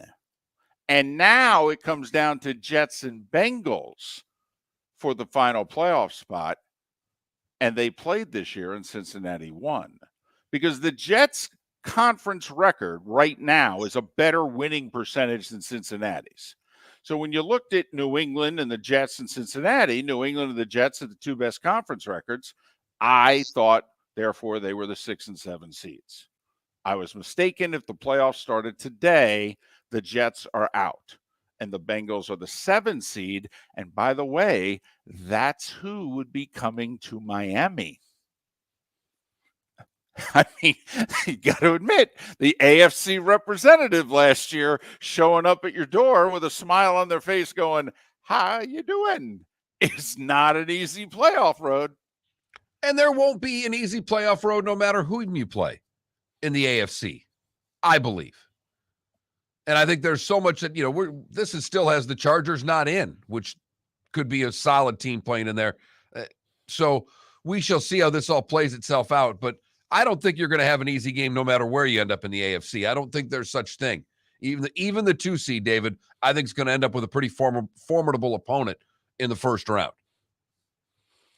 So, very quickly, if you're playing along after the Niners Cardinals game last night, NFC, Philadelphia, Minnesota, Tampa Bay, San Francisco is tied with Seattle, but they're in first. They have a better division record than Seattle, and they've played once this year. San Francisco beat them. It was a big game. That was the game that Trey Lance got hurt. I mean, we could look back week 2 and go, this led the Niners on the way to fill in the blank. But those are the 4 division leaders / champions. Dallas would be the 5. The Giants would be the 6. Seattle by half a game, 6-4, to Washington 6-5. Seattle right now is the 7 seed. Washington charging hard like a horse, coming around the outside, hasn't even gotten to the final turn yet, having won 5 of 6. AFC, Kansas City, Miami, Tennessee, Baltimore, your top 4 seeds. Buffalo, New England, Cincinnati, your wild cards. Jets out at 6-4. Chargers out at 5-5. And I will say this, Mark. I don't think that coach survives if they don't go to the playoffs. Because there are coaches out there that would love to get their hands on Herbert. Sean Payton would crawl to Los Angeles, I believe, to be able to get his hands on Justin Herbert. And it's not just Herbert, it's that whole roster. You're right. That's a defense that can play. And I know their receivers just came back, but you have Williams and Allen. This is a really good roster. It's not a 5-5. It's not a 5-5 type roster. It really is. No. But they've already had to play the Chiefs twice. They've lost 2 close games to them. And next thing you know, both wide receivers hurt at the same time. Hasn't helped. And here you are. And you got they've been up against it from an injury standpoint and a scheduling standpoint, but they're a better team than 5-5. I mean, that if I told you they got to 10, would you be surprised? No, but I think what you're seeing now, Mark, is maybe in the AFC, 10 may not be enough. I could see a team at 10-7, maybe even 2 of them at 10-7 that lose out in the tiebreaker. Miller and Moulton, our clutch vodka play of the day on the other side. I know I'm not going to like it, but I'm not sure what other play we were supposed to use.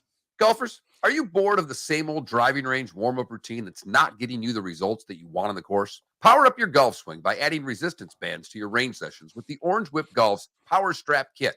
Featuring band attachments to your feet and hips, Power Strap resistance training will boost clubhead speed, increase power, improve flexibility, all with just a few swings. Buy a Power Strap Kit today. Go to orangewhipgolf.com and use code Miller10 to receive an additional 10% off the already great price of $119. Hi. Excuse me. Hey, the line starts back here. Ma'am, if your party's not here, you're gonna have to go around again. If you had the opportunity to avoid all this, wouldn't you? Salt Live is the official transportation provider of the Miller and Moulton Morning Show, making your trip to and from the airport seamless and stress-free. Salt Live is supported with the help of local partners like the Bayfront Inn. Gather your family and friends and enjoy a leisurely day on the water with a pontoon or deck boat. If you prefer to explore the waterways without a motor, the Bayfront has canoes, standboards, and kayaks. At the end of your journey, enjoy lunch or dinner at the Bamboo Tropical Bar and Grill. The Bayfront Inn, something for everyone on 5th Avenue in downtown Naples. BayfrontInNaples.com. When you need a ride, book with Salt Live Transportation, 308-8686, or book on saltlivetransportation.com. Mark Miller for SWFL Golf Carts or online, flgolfcarts.com. If you're looking for a golf cart, an e-bike, or an e-motorcycle, go visit Alex and the gang at SWFL Golf Carts. flgolfcarts.com online. Check out their whole inventory. If you're looking for a custom cart, they can take care of you. 2-seater, 4-seater, 6-seater, they've got you covered. E-bikes, nobody better for value and service. E-motorcycles, check them out. Again, flgolfcarts.com. flgolfcarts.com. You were listening to Miller and Moulton on the Florida Sports Network.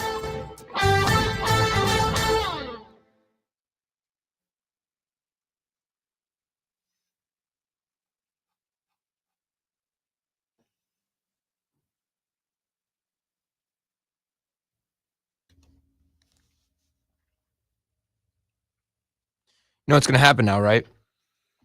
Portugal's going to win. And everyone's going to say, Ronaldo, Ronaldo, Ronaldo.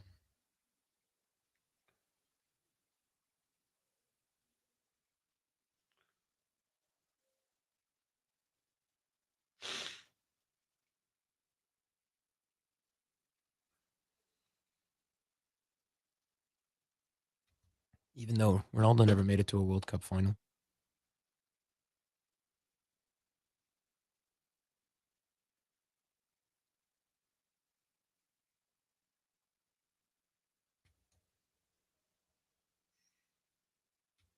Messi is my GOAT. I forgot. Belgium's going to win the whole thing. Really? I forgot. That was that's my guy's pick. What about Sweden? Just my guy, Grandpa from Grandpa's Pizza, told me Belgium was going to win a few months ago. I forgot all about that. How is Grandpa's doing? They're good?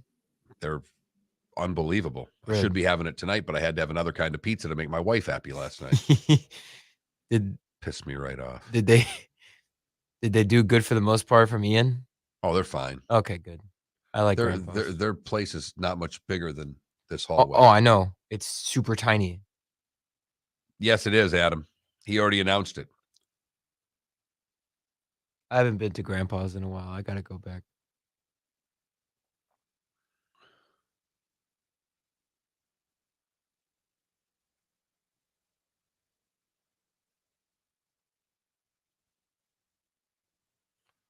By the way, I got the Spanish call.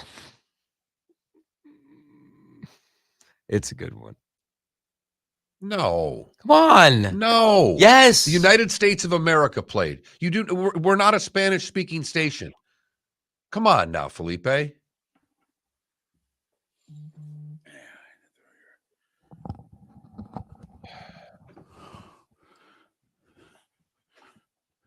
What's going on?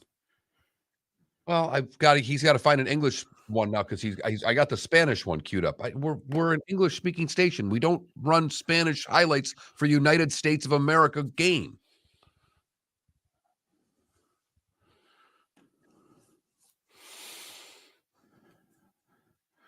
I was having to watch it in Spanish though yesterday.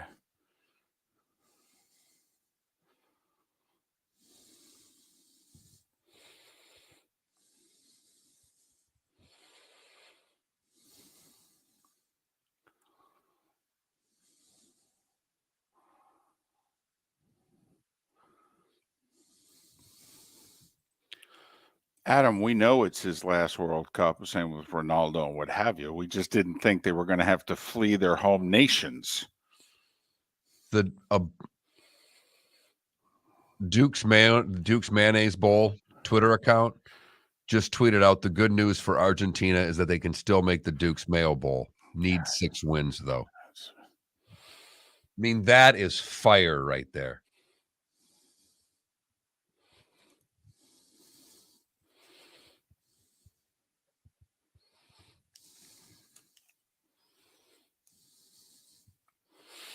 TC, I did not turn on the local news. I will say that some of them had billboards all to themselves throughout Mexico City. They are quite attractive, and they don't have a ton of clothing. We talk Lane Kiffin here? Sure. We could also talk Dion. That's fine.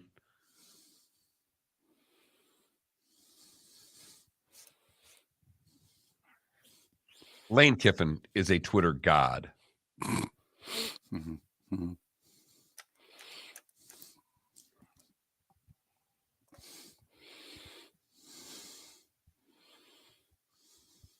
$15 seconds.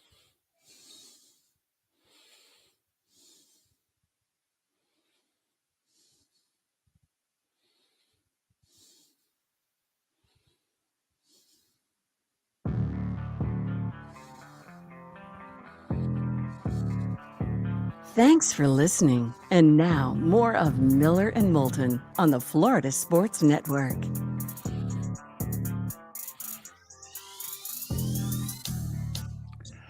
21 minutes past the hour. David Samson to join us in a little more than 15 minutes. Pat Kirwan at the top of the hour. And Graham Hall will join us a little more than an hour as we are covering the Florida State game on Friday from every angle that we can. Hence the name, the Florida Sports Network. So yesterday, a tweet happened that was breaking news, David. That's what we get. That's what Twitter's for. Let's get some breaking news out there. Got to be the first to it. John Sokoloff. He is the sports director at WCBI News, covering Mississippi State, Ole Miss, and that type of stuff. This guy's a Heisman voter, and so, respected guy. Breaking, Ole Miss head coach Lane Kiffin plans to step down as Rebels coach Friday and head to Auburn to become the Tigers' next coach, according to sources. Sources say the Tigers haven't officially offered the job to anyone yet, so Lane to Auburn is happening. Story soon. Lane responded to the tweet by saying, "That's news to me, John. Nice sources," with a bunch of emojis.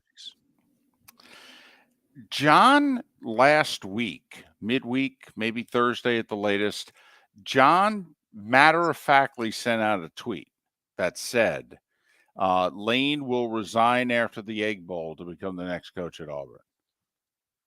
Now, he didn't say sources said and what have you, so when I read it, I thought to myself, is he just making a prediction? It didn't sound like he was saying, hey, this is 100% definite. I've got sources. I took that tweet as a prediction tweet. This was a news tweet. Right. Very different. When you put when you do put the breaking on there and sources say and all of those things, you're saying you've got it. This was at a little before 9 p.m. yesterday. Right. That's when Lane responded was a little before 9. That's news to me, nice sources. Then he waited 40 minutes and sent out another tweet, this being Lane Kiffin, the Ole Miss head coach.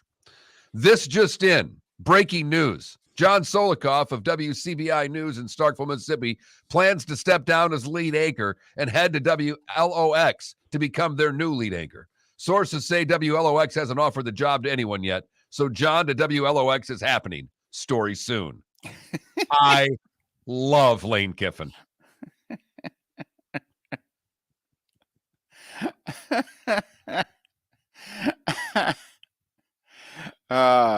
He's terrific. And he's a pretty darn good coach, too, and a gifted play caller. Now, I don't think that John's that far off base. I think Lane to Auburn could be happening. And the source could be an agent that knows. Right. And it could just not be official yet because Lane's still got one more regular season game. Kind of a big one, too. It's the Egg Bowl. Those two schools don't like each other. Don't know that the two head coaches are too thrilled with each other either. And Lane has owned Leach in the short time that they've been playing this game against one another. There was another tweet yesterday involving college football. Graham Hall's going to join us a little more than an hour. He works for 24/7 Sports, as does Bud Elliott, who will join us tomorrow. 24/7 Sports sent out a tweet yesterday that said, sources, Deion Sanders in talks with Colorado and South Florida about head coaching job.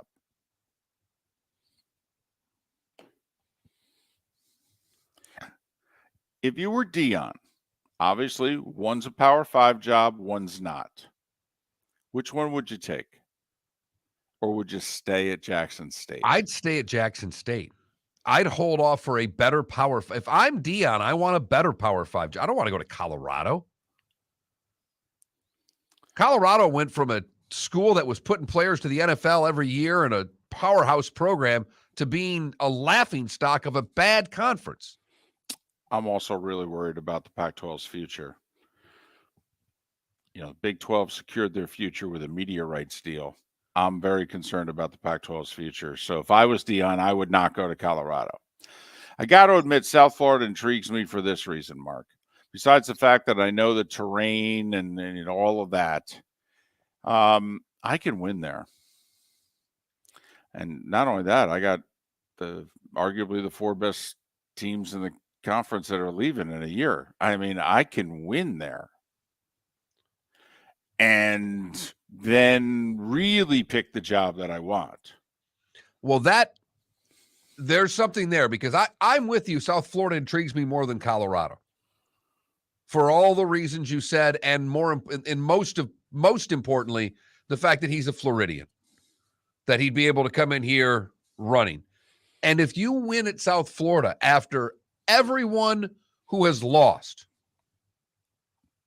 after Levitt was fired, everyone that's come in here has never come close to meeting expectations, let alone exceeding them. And they've been dismantled and fired in short order.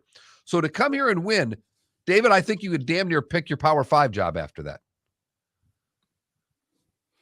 So if I'm Dion and I'm like, listen, I'm going to leave Jackson State, of the 2, I'd go to South Florida. That would be clutch for South Florida. Yes, it would. With a C and a K and any other hard consonant sound you want to put next to it. Time now for our Clutch Vodka play of the day. It's going to be painful. Felipe, what do you have? Yeah, 81st minute, Gareth Bale penalty kick. Bale scores.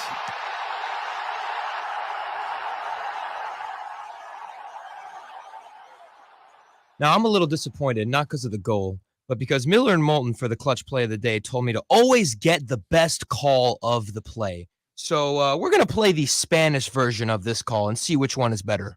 Gareth Bale, el hombre que empató la final de la MLS para luego coronarse campeón. Bale, gol!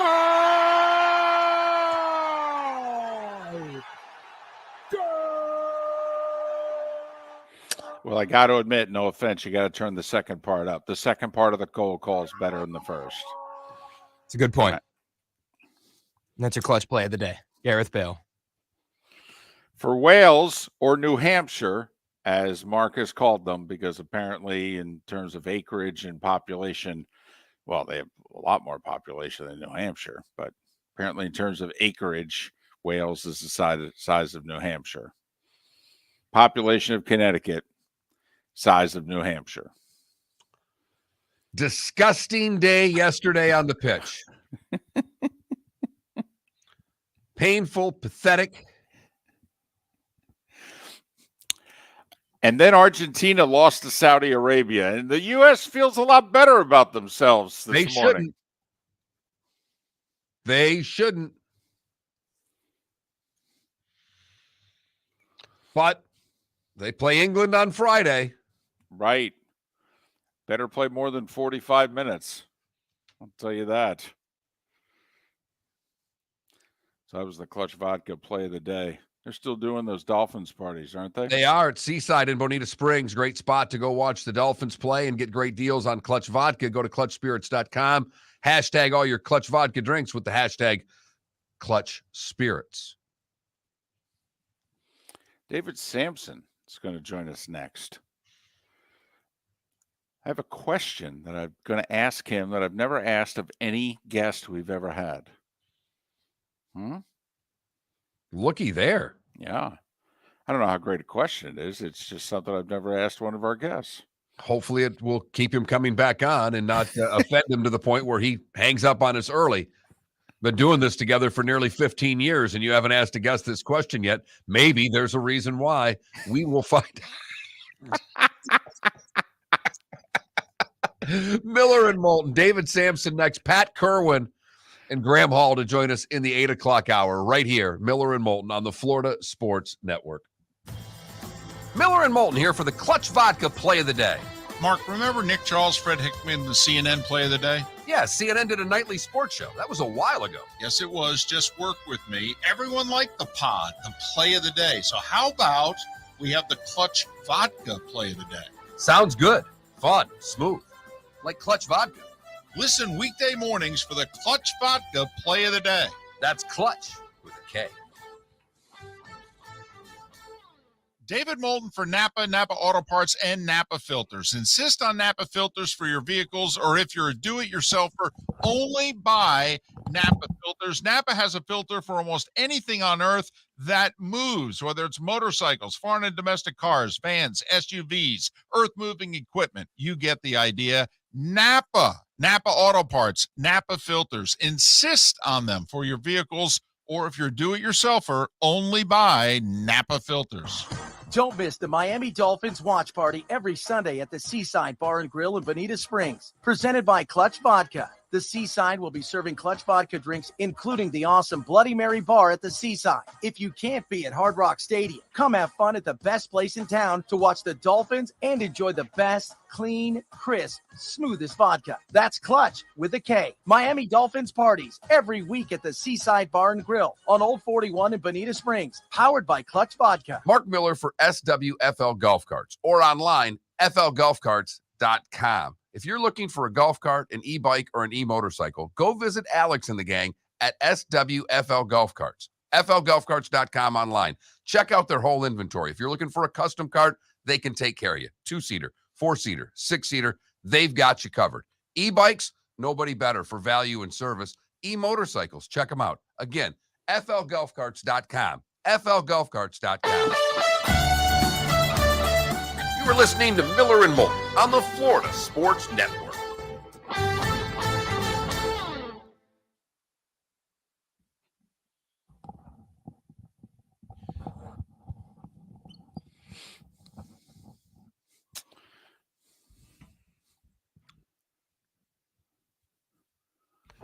It's a very personal question, Dad.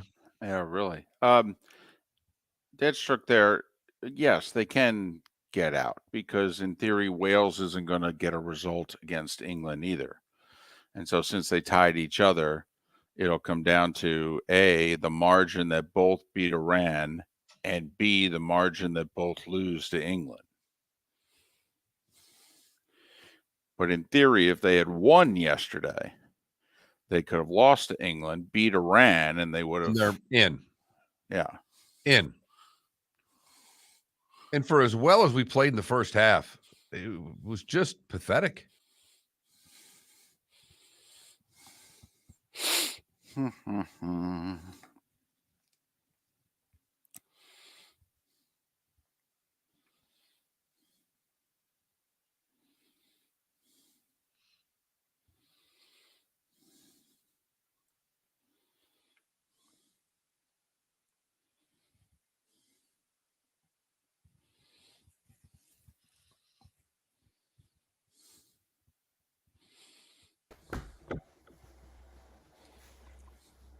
Well, good morning. Good morning.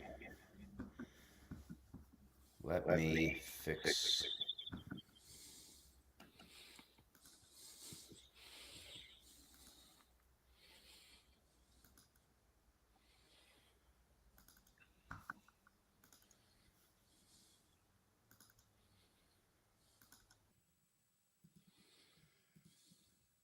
Can you hear me? Yep. Mm-hmm. Fantastic.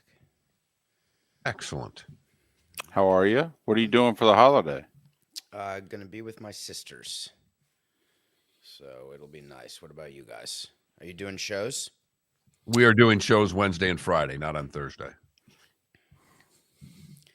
Makes sense. And I'm not working Thanksgiving for the first time. It's only like my second Thanksgiving off in 35 years. Who's having it? Your daughter or your house? Just our house, and it'll just be wife and mother-in-law. Daughter is with in-laws. Oh, okay. So we're doing the whole honey baked thing. It's Thanksgiving's already been purchased. Turkey from Honey Baked and all the sides from Publix. Going all out this year, huh? Exactly. I started yesterday with making homemade ice cream. I'll continue today. Non-stop cooking for 4 days for me. It sounds like torture to me. I love cooking. so it doesn't bother me. I'll make a loaf of bread today. I made one yesterday for the stuffing. I love ordering. And you can tell from the size of me, David, I love eating. All I see is your head, and you look fine to me. Got back from Mexico City about 2.5 hours ago. Perfect. So you missed the Argentina game. Oh, we've been talking about it nonstop. Yeah, they're trying to talk me off the ledge because I was so disgusted with our second half performance yesterday by the U.S. team that this pales in comparison to the Argentinian They team can losing. still advance. No They problem. can, but they hurt themselves greatly. And once you get to the round of 16, it doesn't matter that you lost a game. Correct. So it doesn't really. And It's they not time to didn't panic yet. And they didn't lose. They tied New Hampshire. It's okay. That's what Mark's been calling Wales. I found a website, David. It's Map Fight, and it compares the size of countries to one another. So I found out that Wales is about the same size as New Hampshire. So the population of Connecticut and the size of New Hampshire. That's who we tied yesterday. For the record, we tied them. Feels like a loss. 15 seconds.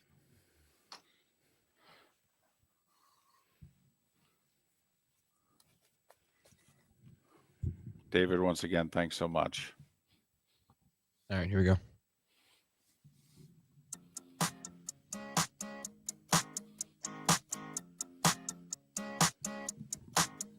You're listening to Miller and Moulton, exclusively on the Florida Sports Network. 22 minutes before the hour, Pat Kirwan will join us at the top of the hour to talk all things NFL. If you're just joining us, Mark, in a little bit of a foul mood, he's treating the U.S.'s draw with Wales as a loss, and he has been pouting since the middle of the afternoon yesterday, and he's taken it onto the air. Not even Saudi Arabia's 2-1, shocking, stunning, all the Argentinians are going to have to move, upset, has made Mark feel better, correct? A little bit better. A little bit. I'm getting there. You have Schadenfreude? Is that it? You're just happiness at the misfortune of others? You're happy that Argentina lost? It makes you feel better about your draw? It does take the sting off a little bit, David. Just a little bit. That's very middle schoolish of you. That is David Samson. He, of course, of the daily podcast, Nothing Personal with David Samson, works for CBS Sports and CBS Sports HQ. You can follow him on Twitter, David, the letter P, Samson, David P. Samson. David, as always, thanks for joining us, and an early happy Thanksgiving to you and your family. Thank you. Not my favorite holiday. I'm not a big foodie, and I don't like turkey or cranberry sauce or all the other fixings. So to me, it's another work day. We'll do an episode of Nothing Personal, watch some football. It's like an extra day of NFL football is how I always viewed Thanksgiving. I like the food, so I understand where you're coming from, and hopefully you like your family enough, because if you're not a foodie, you better at least like the family that you're going to spend time with for 5, 6, 7, 8 hours that day. So of course you do. But on the other hand, I can recall some very big trades that were done in my career on Thanksgiving, which kept me away from the dinner table quite often.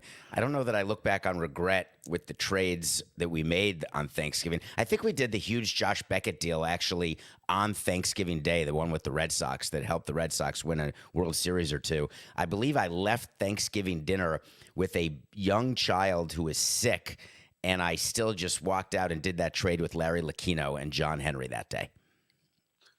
Did you let Josh know on Thanksgiving he was traded, or do you hold off until Friday, or do you call him and say, hey, put down the pumpkin pie. I've got some news for you? Yeah, we don't wait. And that was even before social media. But no, as soon as the physicals happened. But I remember thinking, man, we're going to get the trainers working, the doctors working. We are interrupting everybody's Thanksgiving. But when you've got the Wall Street mentality that I had when running the Marlins, it's just a day that ends in Y. And sometimes business happens. At times you don't want it to happen. But hey, it's nothing personal. Get up from the table and start exchanging medical. Did you ever call somebody and they said, David, it's Christmas Eve, okay? Can't this wait 48 hours? I mean, anything like that? Or, quite frankly, are all 30 of you of the same personality type? So I wouldn't say all 30, but we knew the people who were not available on holidays, and we called them weekday GMs. Right, a weekday GM is someone a Monday to Friday 9 to 5er, like a Dolly Parton or a Dabney Coleman for those of you in our demographic. But the majority of the people, presidents and GMs, are working that day and every day because you don't know when a deal is going to come together. You can't force a deal to come together, but at the same time, you can't wait for a deal once it's ready to be fully baked, like a turkey. Or do you bake turkey? Yes. Mark, or Roast. you do bake it? Roast? In the oven. It's bake, roast, whatever you want to call it. So it's like a deal. Once the turkey's done, if you leave it in too long, it dries up. And there's nothing worse than a dry deal. Boy, ain't that the truth. I'm curious when it comes, you're seeing free agency and you're seeing judges visiting this team.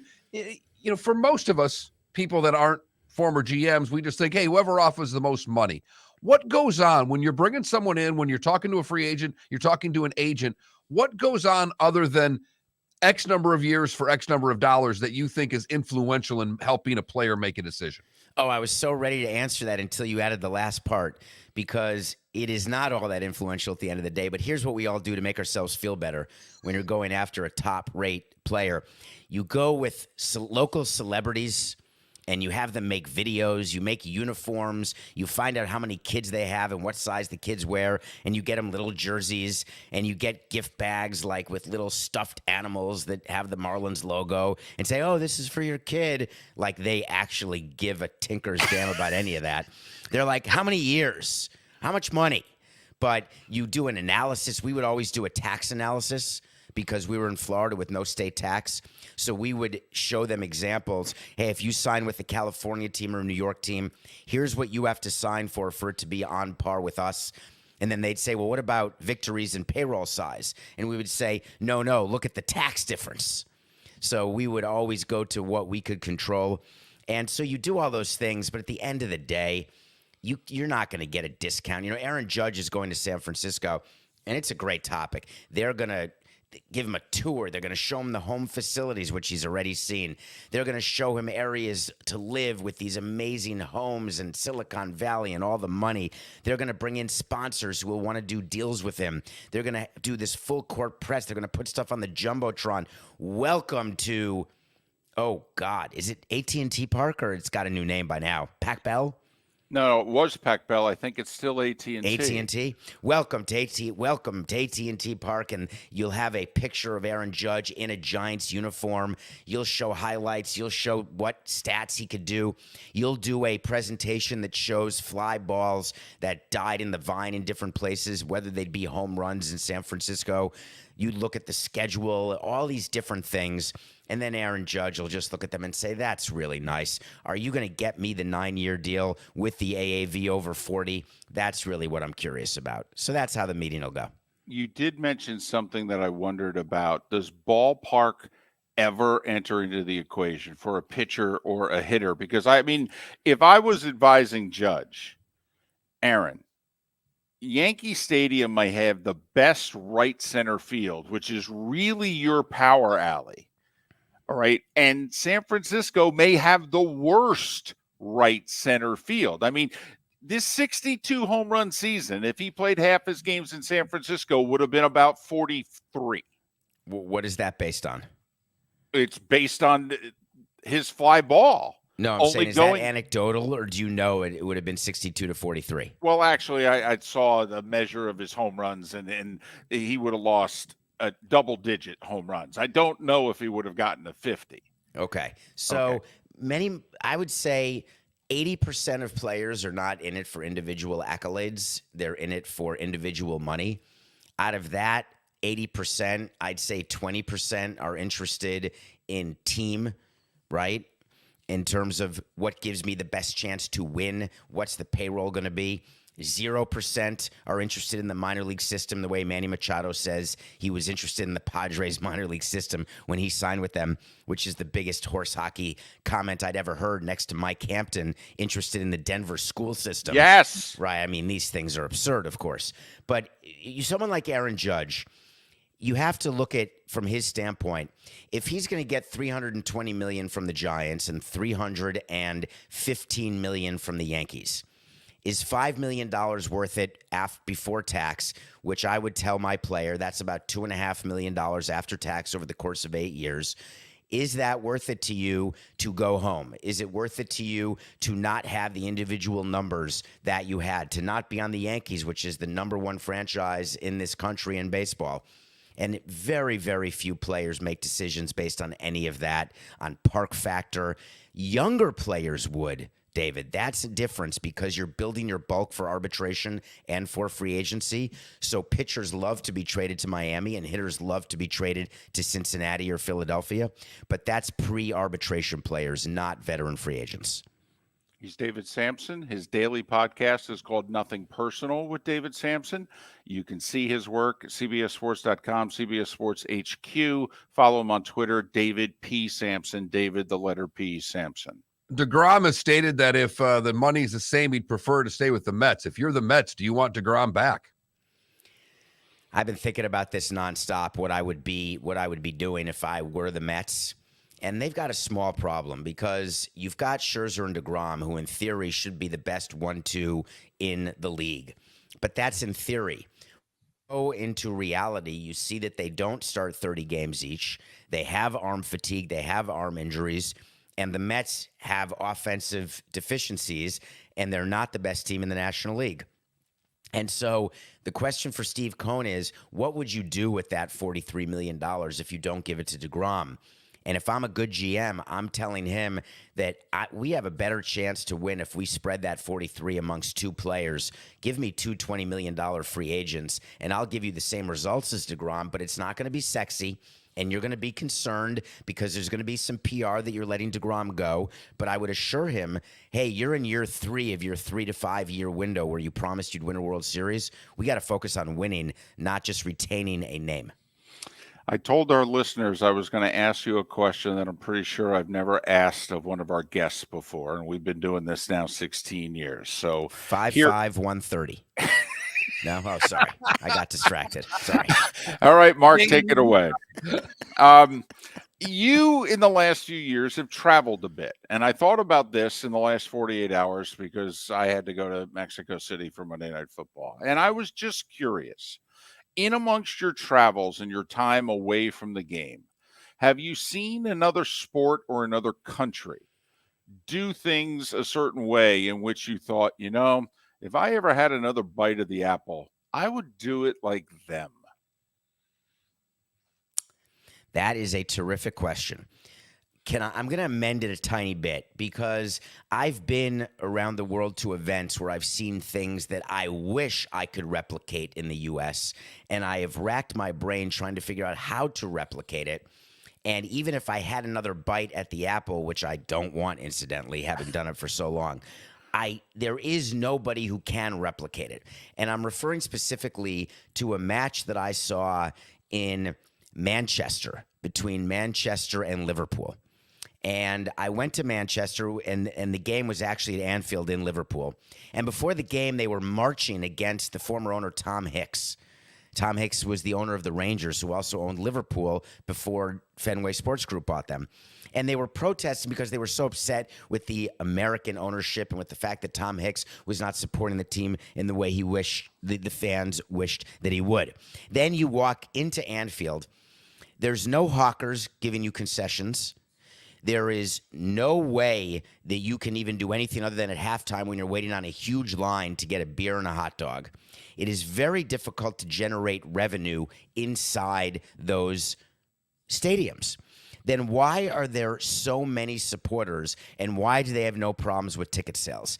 And the answer is the emotional attachment to the teams in the EPL, especially Manchester United and Liverpool, is so significant, and the rivalry is so terrific that if we could somehow match that, we've got the Citrus Bowl between the Rays and the Marlins, right? I can't drum up any interest in that rivalry in all the years, but what they do in Manchester and Liverpool is based on generations of visceral, emotional attachment to their teams that we don't have in the U.S., and that's what I'd love to replicate. Well, we have it in some spots in the U.S. We don't have it in Florida.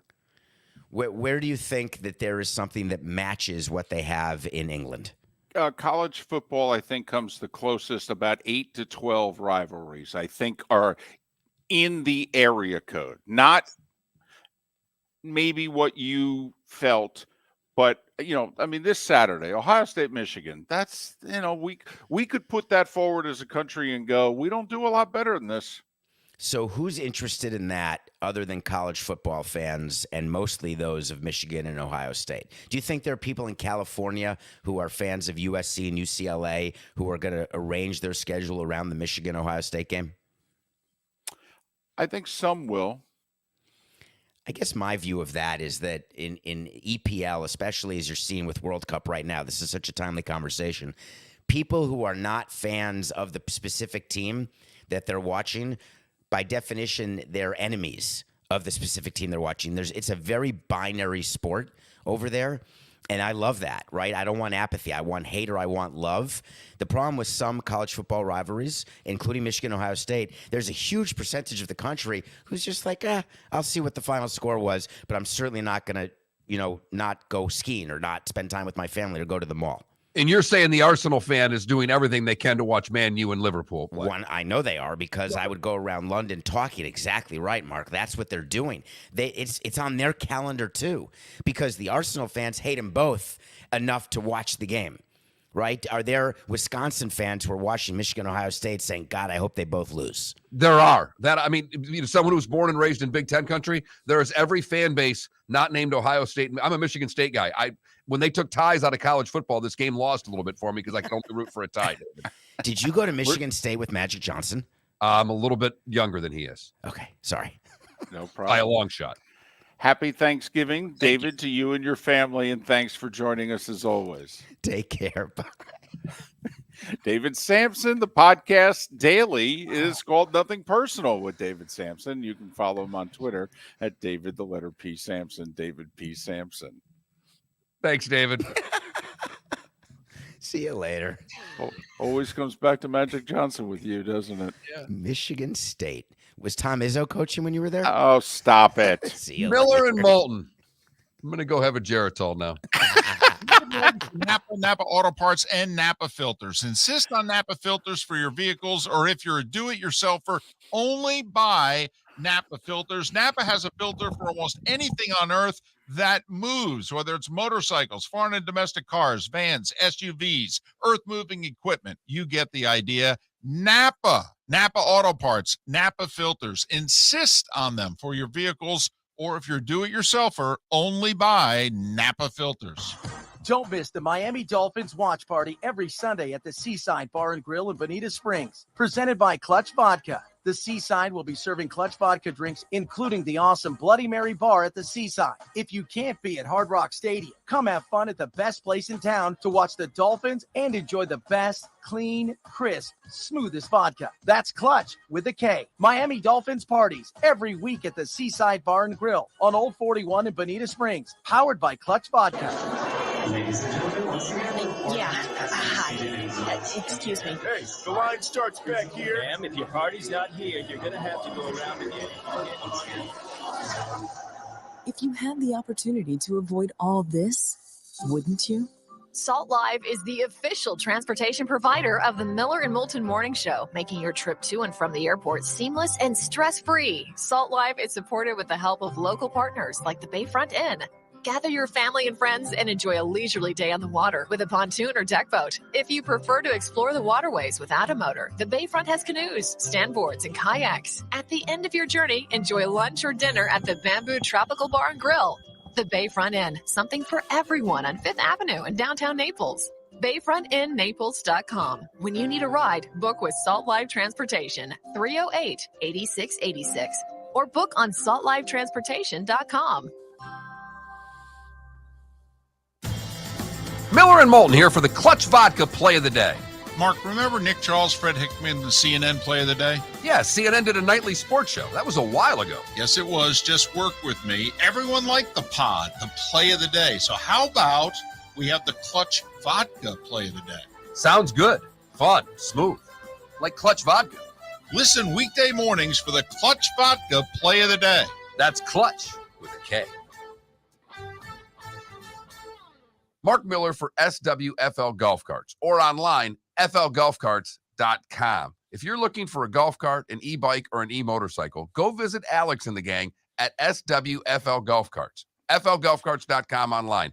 Check out their whole inventory. If you're looking for a custom cart, they can take care of you. 2-seater, 4-seater, 6-seater, they've got you covered. E-bikes, nobody better for value and service. E-motorcycles, check them out. Again, flgolfcarts.com. flgolfcarts.com. You were listening to Miller and Moulton on the Florida Sports Network.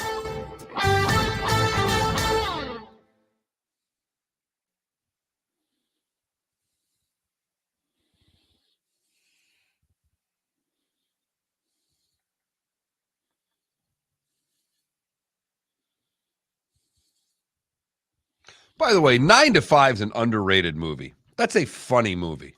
Yes, it is. Hi, Pat. Hello. Good morning, fellas. How are you? I'm doing great. David, where are you? Dallas. I took Air Aikman to and from the game. So we got out last night barely and landed about an hour, 15 minutes before the show. Great. Yep. Better than being in Mexico City this morning. Whoo. Although it's going to be a very festive occasion. Mexico's playing in the World Cup and Argentina just lost. So I'll bet actually it'll be pretty crazy in Mexico today. The Mexican national team used to practice in L.A. They didn't practice in Mexico. When Pete was at USC, I'd always see them. They were always there practicing. That little stadium the Chargers played at, that was where they stayed. Oh, yeah, that soccer stadium? Yeah. Okay. By the way, that Saudi Arabia win over Argentina. What were the odds of that happening? I just got my thing from the Athletic Pulse. It is the biggest World Cup upset in history. Oh, boy. Someone will be shot in Argentina.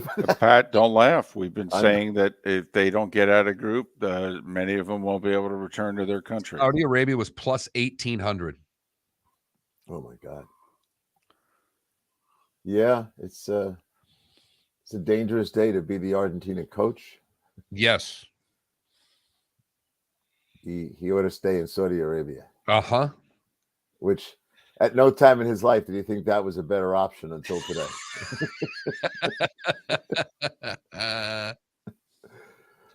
Oh, Lord. Pat, I almost texted you on Thursday. Did you go up the street here and watch a game?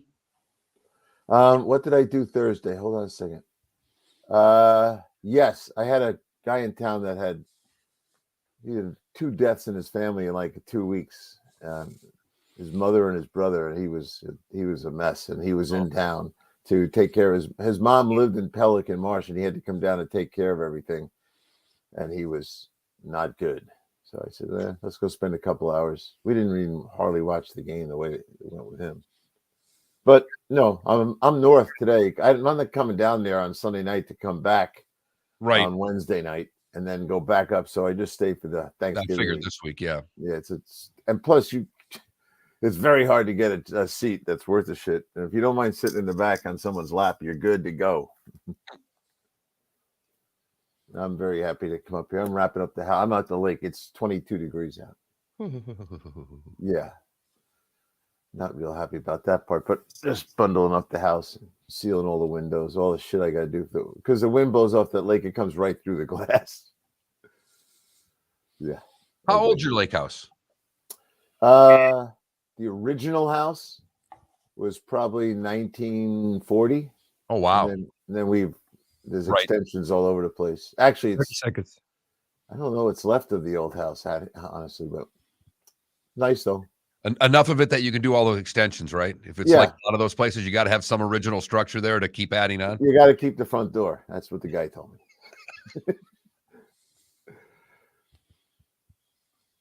We got 3 bedrooms, 2 baths. It's fine. Big living room. Here we go, guys.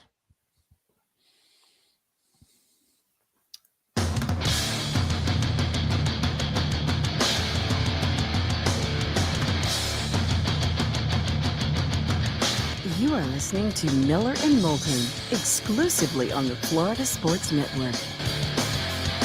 And now, here's Mark Miller and David Moulton.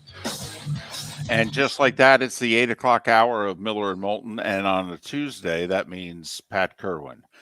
He co-hosts Moving the Chains on NFL Radio 3 to 6 weekdays and 2 to 5 on Saturdays during the heart of the season. He's also part of CBS's NFL Today show on Sundays. And this week on Thursday, since they'll have the early game in Detroit, Pat joins us courtesy of Pinchers from Tampa to Key West, over a dozen locations in between. Pinchers, because you can't fake fresh. Here we are, Pat, 11 weeks in the books. Yeah, How I you think doing? the pictures. I'm doing fine. I think the picture's clearing up pretty much. I think there's a couple of outsiders that still could get in, and they're fun to watch.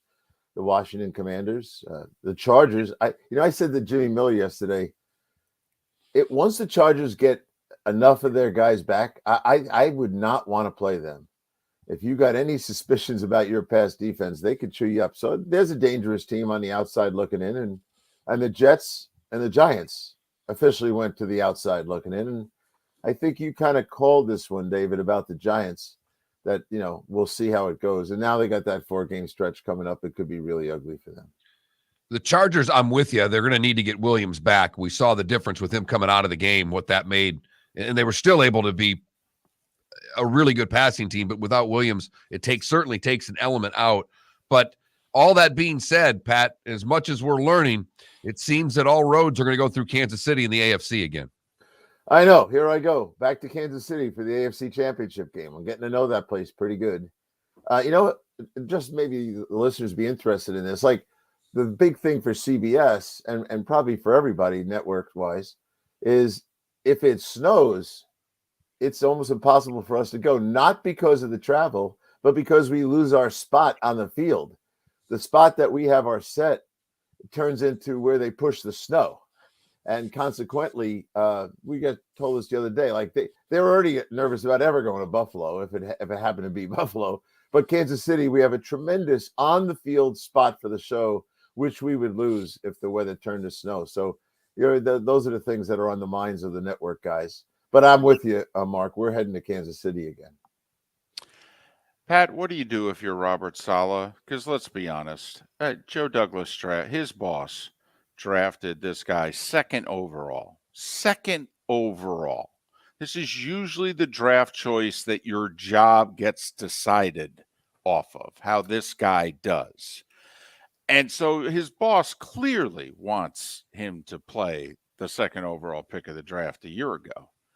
But right now, he's terrible. And they're pretty good if they can put a competent quarterback in there. What do you do? I think when you're the GM, you listen to your owner who wants to make the playoffs. He gets trumped by the guy upstairs who wants to win games. Now, the really question is any of the backups, White or Flacco? Last Sunday, I can't speak for White. People are dreaming about White. He had 1 or 2 games that were pretty good once. But I would have benched him, that being Wilson. They didn't even have Flacco in uniform. So Flacco would have been my choice in going into the fourth quarter, maybe even the second half. So now the head coach is saying that he's not a lock, being Wilson, to play. So he's got the green light to do what he has to do. They're still in reach of the playoffs, and that's what the owner wants. And that's what Joe probably wants as well. And the kid, his press conference alone probably was a reason not to play him. He didn't want to take much blame for what happened. And that defense is tremendous. Every time New England had a chunk play, they drove him straight backwards on the next play with a sack or a tackle for a loss. They're phenomenal. And the game got to where, if I was the Jet staff, get me to the last 5 minutes tied up, I would have taken that every time. I would have punted that ball out of bounds. Not them so much, the Giant game. I would have got myself to overtime. Wilson can't score. He can't do anything yet. And the more I watch that game, and I'm watching that game with Boomer, because Boomer's got to handle the New York people then Monday morning, which I'm sure yesterday was pretty bad for him with both teams. I swear, you start to realize how small the playbook was. And then they finally said, well, let's see if we can win it. And he almost throws 2 interceptions in a row on the out routes. You got to bench the guy. All right, let's talk about something positive. After Dallas blew the second half game against the Packers, they came out and just destroyed Minnesota. I thought it would be the most overhyped team this week, and we'll hear, Jara's already talking about Super Bowl contenders, but this Cowboy team, that is something we hadn't seen all year. Yeah, I think last week when we talked about this, we said Dallas is struggling to stop the run. And all three of us agreed Minnesota needs to run the ball. Well, because if they bail out on the run, which they did, and some will say, well, the score got out of hand. What did we find out? You played right into Dallas's hands because they are a pass rushing machine, and they started beating the living daylights out of those guys. So you cannot come into a game against Dallas and Danny Quinn's pass rush and expect to survive if you're going to throw the ball as many times as Minnesota felt they had to. It's kind of interesting. I didn't think they would stay bad as a run team, but that's their Achilles heel, and they couldn't play to it in Minnesota, and they got destroyed. And now it goes back to the suspicious conversations we always have about Cousins. Was that one of those big games he just couldn't do anything? 3 points. I will say, though, the defense has been more of a liability this year by far, and they were a liability again last weekend. Going back to your Cowboys analysis, however, the Eagles, they snuck by the Colts, but something significant happened during that game. Whenever they put Sue or Linville Joseph on the field, Colts couldn't run the ball. When those two were on the sideline, the Colts averaged 6 yards a carry. And I'm wondering, Pat, if that's how you have to attack Dallas. That quite frankly, the Eagles may have out-GM'd them because they could have used one or both of those guys in the middle of their defense. Because if they shore up their interior run defense, they really could go to the Super Bowl. They could, but Philly just took the only two guys I think worth paying to put out there. How about how fast they put them out there? Right. Yeah, okay, put them out there. And how about when Sue and Linville Joseph met together at the quarterback for a half a sack each? One of the great, I could hear the cash register just cha-chinging like crazy. Someone said to me, do you think this is CBS? Do you think they're going to play? I go, did you read their contracts? They have per game roster bonuses. You are not going to sign Sue and tell him he's got to rest a week. He wanted that check right away. How good, in your estimation, does this make them? I mean, they did struggle in a game against Indianapolis, the worst coached team in the history of football, and barely got out of there with a win, Pat. Yeah, well, name the team. I'd say my answer is name the team that's not vulnerable right now. You might say, or I might say Kansas City. They're starting to play. That Michael Dana kid played great. I don't know about Hurts. I love Hurts. I love watching him play. But I keep asking the same question. If they're down 14 points, and now you start playing teams like the Colts close, if they're down 14 points in the fourth quarter and it's all throw from there, I'm still not sure. Hurts has been protected by such a good team, a good run game and a good defense. I like him, but he's going to have to deliver that big moment when he's got to throw maybe 20 straight passes in the fourth quarter. Pat, I agree with you about down 2 scores. We haven't seen that yet.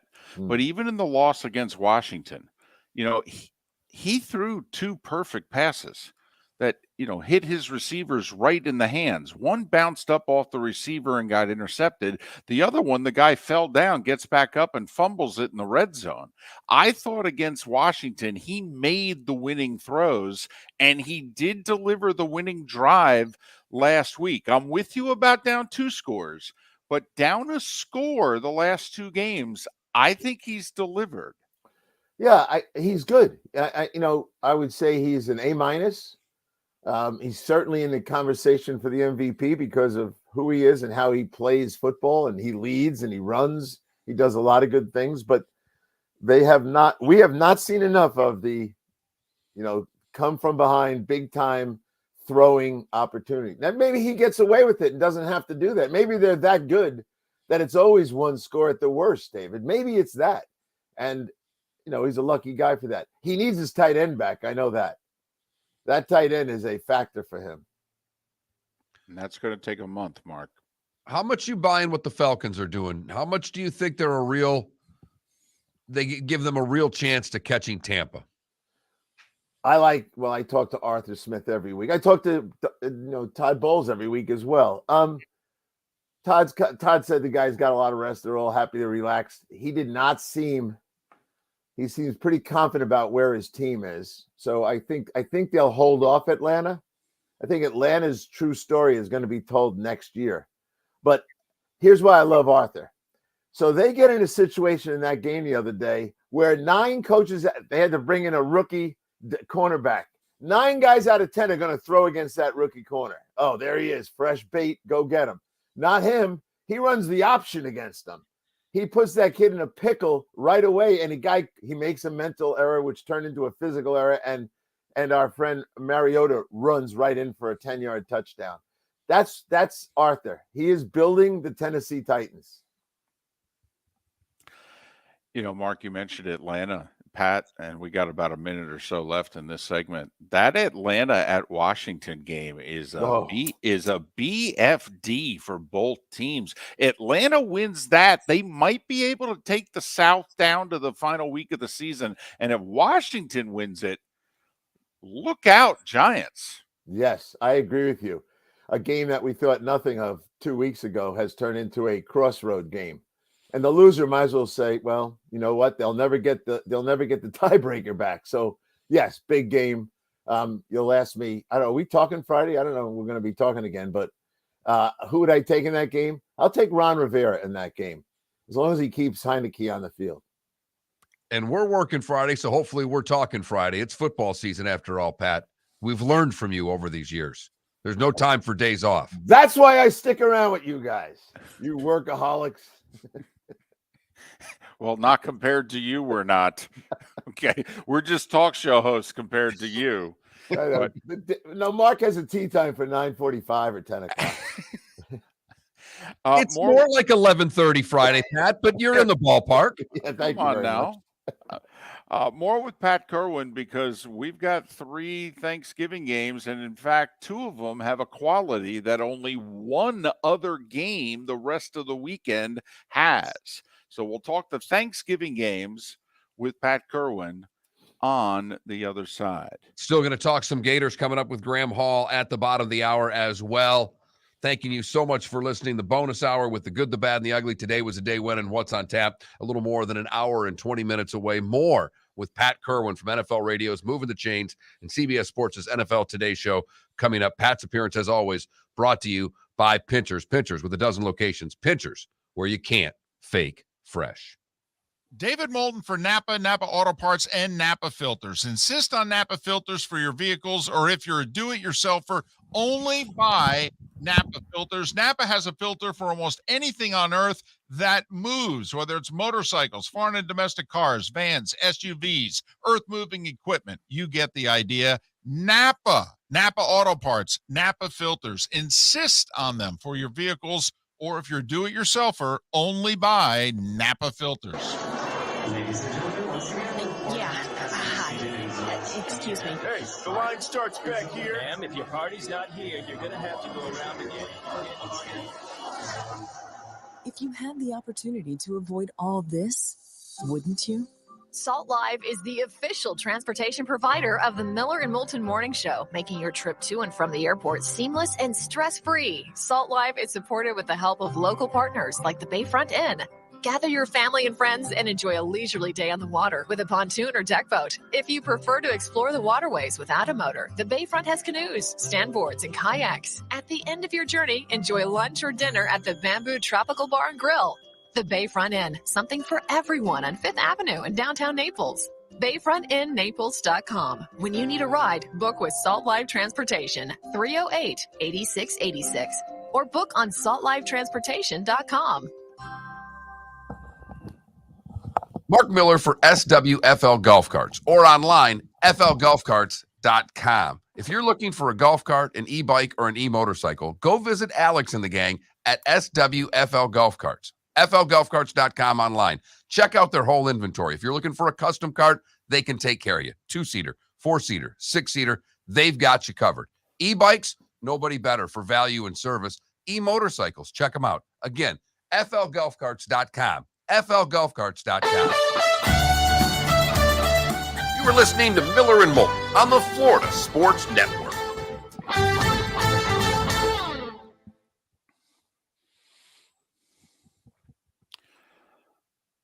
Pat, have you ever been to Azteca? No. No desire.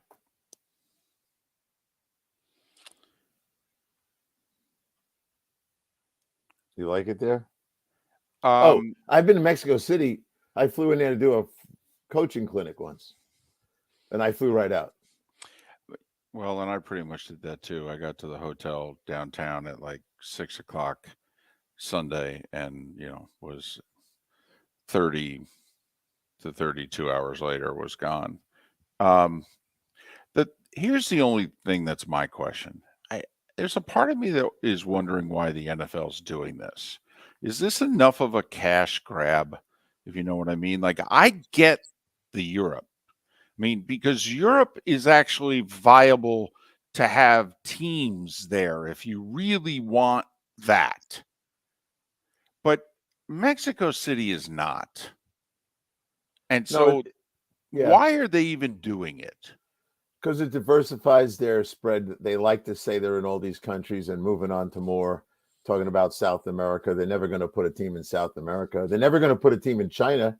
But I told you before, I know the guy who was over there building a sod farm for the NFL. So they like those kind of things. But the idea of expansion, they're not going to add a 33rd team. So they're just looking for the viable spot, which will be Europe, for someone to move to. And they're going to run out of American cities that have the kind of big dough they want, and they're going to end up putting one. I hope they're smart enough to think it's Germany, but they're going to do it in England. We know that. But they will get to a team in London, and they will have a 4-game schedule in Germany at some point in 5-6 years. That I think they'll be happy with. They love look, Bob Kraft said it to me. We like selling stuff. And when we go have games, we sell stuff all year round because of those games. Mark, what was interesting is how popular the Niners are in Mexico. 2 of the top 5 best-selling NFL jerseys in Mexico are San Francisco 49ers. They're Kittle and Bosa, I believe. Yeah. Football, when I told you when I went there for that clinic, I was in shock at how many coaches were there and how many people are playing American football. And they all wear jerseys. And you just, the San Francisco thing is pretty funny. That might be because Nancy Pelosi lets everyone in from Mexico. I don't know. Wow. Hello, are these on? I didn't think we'd go there today. But you said Mexico and San Francisco. What, you fill in the blank? I understand. No, that was very witty on your part. It wasn't witty. It was nasty. Well, it was both. It was both. Snarky can be witty, Fair. You know me well enough to know I'll accept that. That was solid, Pat. Yeah. Solid for 8:18 in the morning. They'd probably love Arizona if they were any good. How about the poor beating Colt took? Yeah. That was a smart move by Cliff to get him out when he did. Yeah. Once again, though, seeing coaches desperately trying to get as many starters off the field in a blowout situation as possible, but because they have 6 or 7 guys inactive, they can't get all their key players off the field. And it's so idiotic. I don't understand why you pay guys the full rate to not play. Well, on that subject, I'd be shutting Stafford down for the year right now. Totally. Yeah. Cooper Kupp the same, and I'd even give Aaron Donald, if you want to play, great, and if not, we're fine with that. We'll grab your hamstring. Exactly, back injury. Yep, totally. Even if I have to get up out of my desk and demonstrate how to pull. Yep, totally. You decide what you want to not play the rest of the year with, a back or a hamstring. Your call. 15 seconds. Yeah, don't make it your back because you'll be seen in the weight room squatting 500. Exactly. No, those guys. Here we go. Yeah, here we go, guys. Oh, happy Thanksgiving back there in the back room.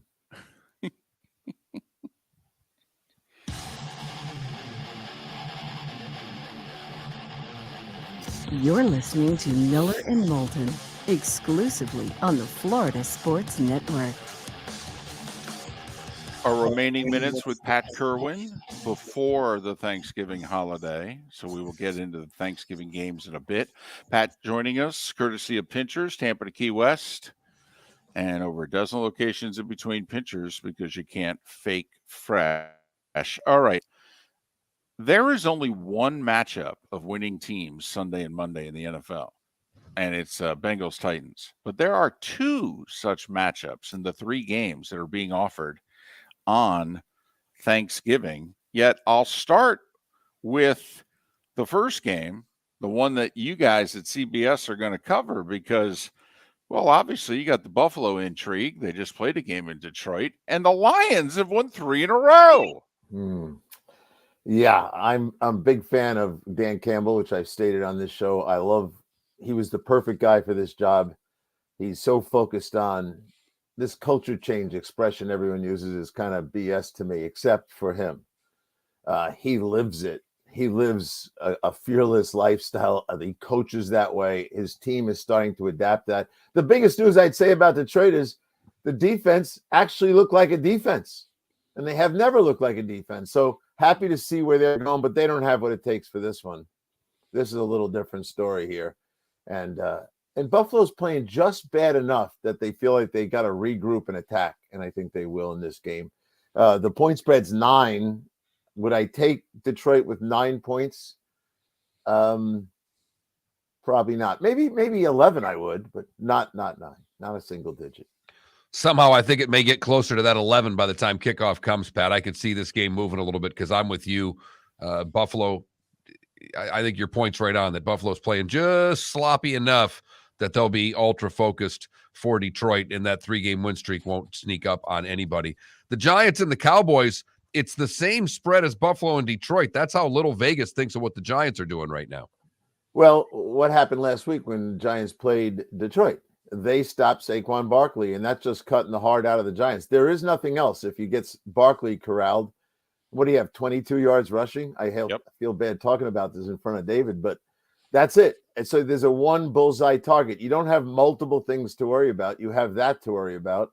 And Dallas, I know Quinn very well. He might take some risks to stop the run, but he's not afraid of the passing attack, and they're out of receivers. So I think that Dallas will hand them their lunch if you so desire. With that in mind, Pat, and I know that you're not his biggest fan, but you do acknowledge his talent and his contribution to the Rams last year. But if you're the Giants, is that wide receiving room so bad that not only, forget if it's Odell Beckham, it could be anybody. Not only are you signing this person for the rest of this year, you're definitely going to need him in 23. And Pat, I could make the case you're going to need that wide receiver in 24. Yeah, I absolutely agree with that. But you're asking me to give Odell Beckham a 5-year deal. Nope. Well, he won't take anything. He won't go to the Giants for us. He'll go to a team. If he gets stuck with no one offer him the big deal that he wants, he'll go to a very good team that's going to the postseason for a 1-year shot. He'll hate it, but he'll do it. He's not going to the Giants where he's going to be right back in the muck of it all. And I don't think they would ever offer him the big deal, but that's the only way he goes to a team that's subpar is to get all of his money now, and he's not getting it. So he's going to go to one of the big time teams, and we'll see if someone loses a receiver or something. He'd jump on a bunch of teams, I think. Not Tennessee, but maybe San Francisco. He's going to Dallas. I mean, he's going to Dallas, guys. That's what I was going to say. He's going to Dallas. It's the shiniest toy, and Jarrah wants the shiniest toy, right? I have no answer to that. Because my answer is based on, does he think they're going to the Super Bowl? Well, he said it. He said it Sunday after the game. He actually said Super Bowl, Jarrah. Jerry says it every year. Have you noticed how many he's been to? You guys didn't even have driver's licenses the last time he went to one. We're old, Pat. We had licenses. Might not have been able to drink, but we had drivers. Right. Now, we couldn't rent a car, but we had licenses. Oh, Pat. yeah. And What are you going to be 30 now? And the final game of the night, I mean, this is doom and gloom for the Vikings. This is in prime time. They're just coming off a loss. I mean, don't we just have to pick the Patriots in the night game? They're teasing you into it. I always say this, outside of Judon, tell me who the star of the team is. No, there are they no don't. stars. None. No, they're just a well-coached team. I really have a hard time with this game. My football head says take the Patriots, but there's a team that could rebound off that disaster. Now, if they won last week and they were feeling good about themselves, but after that loss, I think I'll just take the Vikings and hand you the 3 points, and regret it later when you guys rub it in, which you should. But think about how good Thanksgiving is compared to, the fact that, Cincinnati, Tennessee is the only game Sunday and Monday that involves two winning teams. Now, there are interesting matchups, and we talked about Atlanta and Washington, but Patriots, Vikings, two winning teams, Giants, Cowboys, two winning teams, and even Bills, Lions has a winning team and a team that's on a 3-game winning streak. I mean, this is a good Thanksgiving slate, Pat. Well, you took 5 of the winning teams off the market for Thanksgiving, which I understand we ran out of them after that. Are you guys? This is right to Mark. Are you surprised? And I believe this is true. Tennessee is the underdog at home. Ooh, Tennessee is a 1.5-point dog at home against Cincinnati. I'm surprised. I'm guessing my co-host is trying to find a Brinks truck right now to bet on the Tennessee Titans. My question is Cincy favored without Chase? That was the first thing that I thought of when I saw that point spread. I'm like, does that mean Chase is coming back? I think the point. Now Mark's our expert here. I think it's set this way because they think he might play. As soon as they find out he's not playing, Dr. Chow said, "You don't come off crutches and 5 days later catch bombs." So he didn't think he'd make it to the field. He thought he's another 2 weeks away. But I'll ask Mark, is that point spread because they just to protect themselves in case Chase is playing, and then as soon as they announce he's not, they'll flip it? We had a game flip last week. I would think this will flip because Chase did, they said he practiced yesterday or is limited, whatever the case may be. So I think you're on to something there, Pat, that this game, and that, by the way, Cincinnati, Tennessee, that's a pretty good Sunday game for the record. I agree with that. I like that game. And Cincinnati, while we were all sleeping, slipped into the 7 spot. Right? Here they are. They can hang on now. If they just keep doing what they do, they might be right back in this thing. I'll make a prediction. Ryan Tannehill has a really good day because he's tormented by his performance against Cincinnati in the playoff game last year. Now, Burrow could still outgun him, but I really will be surprised if Tannehill does not play really well. I also don't know about Mixon playing. Didn't he leave with a concussion? Yes, he did. Just going to say the same thing, Pat. He's got a heartbeat for that team. He is a problem running, receiving, the whole shooting match. They're not the same without Big Joe. Pat, 30 seconds. The Denver situation. It sounds to me like the coach knows he's going to be done at the end of the year because now he's taking on Russell Wilson publicly. Is that an accurate observation? Yeah, I think I'm going to talk to him today. It's brutal. It's hard to talk. I feel for the kid. He's really has the right mindset. He's raised by his old man who was a coach, and we all know the story. But yeah, he's got to be done. The owners are looking down at this, and they don't like it. So no, he'll be over. And you know what? He might be very much relieved. He'll have a nice payday or two. He'll go get an OC job. He's well thought of around the league by a lot of guys, and he'll be back in a booth. We'll forget that he was a head coach for a year. And I said to him one day, I said, just remember this. Pete Carroll got fired by the Jets after one season. The world was coming to an end, and he fixed it, and you can too. That was my last pep talk to him. He's Pat Kirwan. Weekdays, NFL Radio, moving the chains 3 to 7. Saturdays, 2 to 5. Sundays, he's part of CBS's NFL Today show. Pat joining us once again, courtesy of Pinchers. Pat, happy Thanksgiving to you and your family. Happy Thanksgiving to you guys, and we will talk on Friday. Good to see you working. Love that. I think we have to, or Pat would have disowned us. Miller and no, I would have just launched my own in Florida. Napa Auto Parts, and Napa Filters. Insist on Napa Filters for your vehicles, or if you're a do-it-yourselfer, only buy Napa filters. Napa has a filter for almost anything on earth that moves, whether it's motorcycles, foreign and domestic cars, vans, SUVs, earth-moving equipment. You get the idea. Napa Auto Parts, Napa filters. Insist on them for your vehicles, or if you're do-it-yourselfer, only buy Napa filters. Mark Miller for SWFL Golf Carts, or online, flgolfcarts.com. If you're looking for a golf cart, an e-bike, or an e-motorcycle, go visit Alex and the gang at SWFL Golf Carts. flgolfcarts.com online. Check out their whole inventory. If you're looking for a custom cart, they can take care of you. 2-seater, 4-seater, 6-seater, they've got you covered. E-bikes, nobody better for value and service. E-motorcycles, check them out. Again, flgolfcarts.com.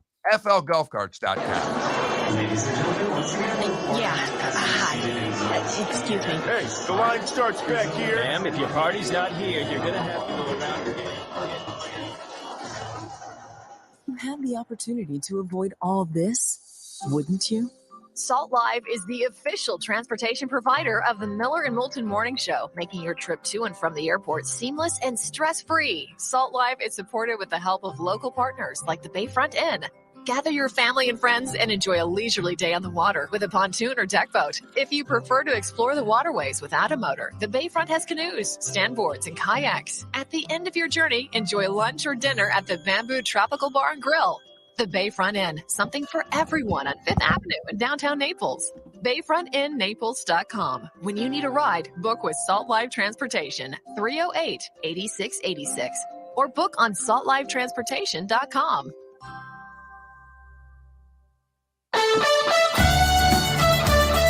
You were listening to Miller and Moulton on the Florida Sports Network.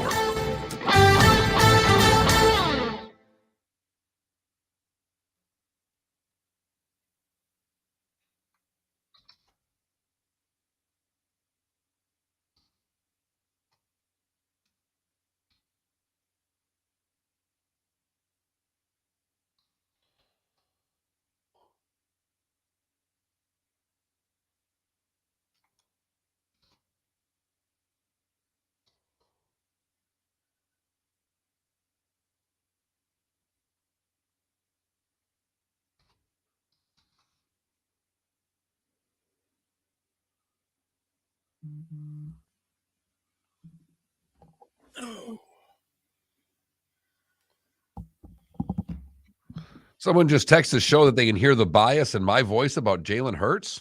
God, I've been kind of backing the Eagles all year, I thought.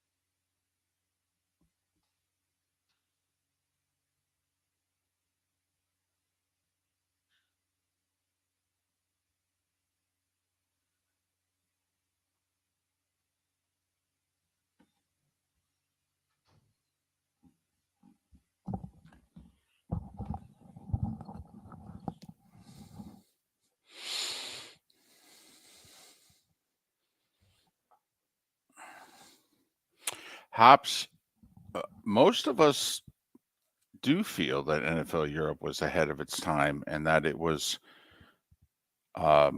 penny wise, dollar foolish decision by the league. They were losing money, but really small amounts of money. And they just decided, nah, it's not worth it.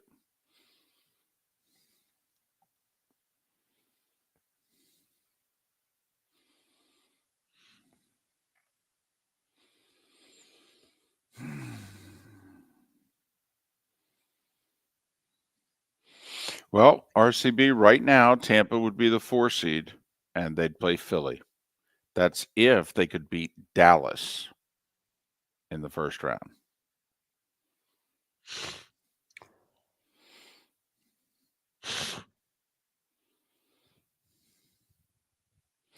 Or if Dallas catches Philadelphia,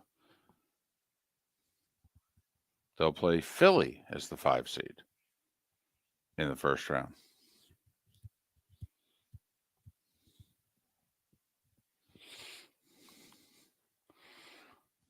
Goodell was in the booth, by the way, for like 40 minutes yesterday talking to Joe and Troy. Oh, yeah? How was Raj? He had a lot of security. Really? Lot of security. Yes. Hey, I'm serious. I'm wondering if Joe and Troy, did they say it all? They were at all nervous with driving around being lost. I mean, those are guys that people know how much money they make now. You're in Mexico, and a security guard loses you. I'd have been freaking out. I'm not joking around here. They were in good spirits when we got there, because we never got out of the car. Yeah, right. I know. I will say, walking to the cars, it was a long walk, and there were a lot of people that were putting their hands on Joe and Troy. 15 seconds. Graham is on hold.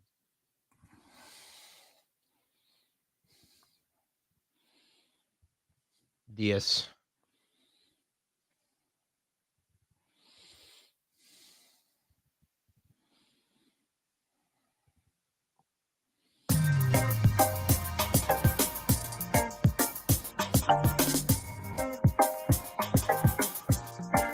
Welcome back to Miller and Moulton, only on the Florida Sports Network.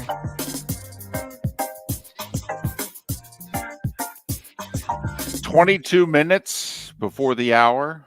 Final segment of Miller and Moulton in Lake City and surrounding areas. Tampa, St. Pete, Port Charlotte to Venice. The bonus hour begins at the top of the hour. If you're just joining us, a shocking development in the World Cup. Saudi Arabia beat Argentina. Mark, how big of an upset was this again? Saudi Arabia was plus 1,800 to win the game. Had there been an upset in the World Cup history bigger? Never. It's the largest upset in terms of betting lines in the history of the World Cup. There you go. Messi did score for Argentina, but Saudi Arabia beat him 2-1. Speaking of losses, the Gators are trying to recover from an embarrassing loss in Nashville to Vanderbilt. Graham Hall covers the Gators for 24/7 Sports, 247sports.com. You can follow Graham on Twitter, Graham Hall _. Graham, it's David and Mark once again. First off, happy Thanksgiving to you and yours, and safe travels to Tallahassee. Want to get that out of the way. How are you?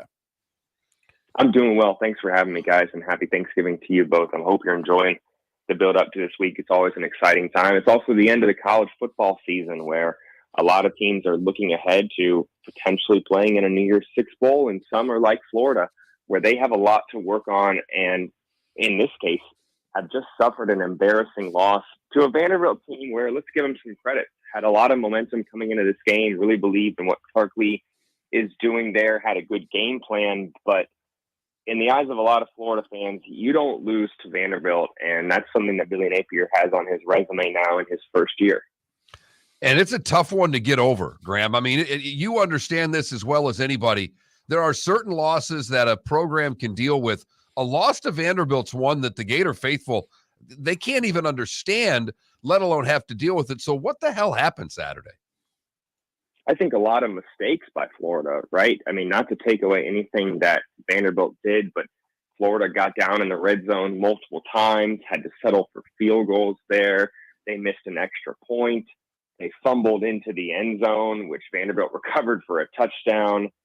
Really just, didn't have success on the ground, which we were saying was the key to this Florida offense. I mean, you saw what they were doing, being a top 10 rushing team in yards per carry, and then had no success against the Vanderbilt defense, just 45 yards on 21 attempts. And Anthony Richardson was pretty ineffective as a rusher. Now, whether that's by design, whether there's something we don't know, or whether it's just, I think, another reminder that this guy in an offense with, run pass option, has to continue improving as a decision maker. He has to, I think, sometimes maybe change the play and decide that what the defense is giving him to tuck it and run and make something happen. You didn't see a whole lot of that against the Doors, and it led to Vanderbilt taking advantage of all Florida's mistakes and lack of efficiency on offense there. So even when Richardson goes out and has a 400-yard passing game, which is what he did on Saturday, you saw that Florida is capable of kind of shooting themselves in the foot enough that in an SEC game on the road with an early kick, that's not enough for this Florida team right now. They can't afford to make as many mistakes as they did and still feel comfortable about getting a positive result. I think that this shows that there's still a lot to work on, and if Florida's going to win games, they have to minimize penalties. That's another thing as well. This is, I think, the first time we really saw penalties hurt Florida this season. Something Billy Napier has prided himself on is fixing the undisciplined penalties. They had a run where they got down to the 3-yard line and gets brought all the way back. Florida doesn't end up scoring. You really saw penalties be detrimental to Florida in this game as well. You combine everything, and it adds up to a pretty ugly loss, like you said, to a Vanderbilt team that the Gators had not lost to in Nashville since 1988. Guys, I wasn't born then. So this is to say it's history in a way. A lot of people have not experienced something like this, but I also do think it speaks to the pair to the SEC. Now, this is no longer the doormat Vanderbilt. Got to give a shout out to Barton Simmons, the work that he's done there with roster management, former 24/7 Sports guy. Give this program a whole lot of credit, but for Florida, I think it showed everything that they need to work on moving forward. Graham Hall covers the Gators, 24/7 Sports, 247sports.com. Follow him on Twitter, Graham Hall _. Graham Hall _. Well, Graham, they are talking the part this week. The Gators are.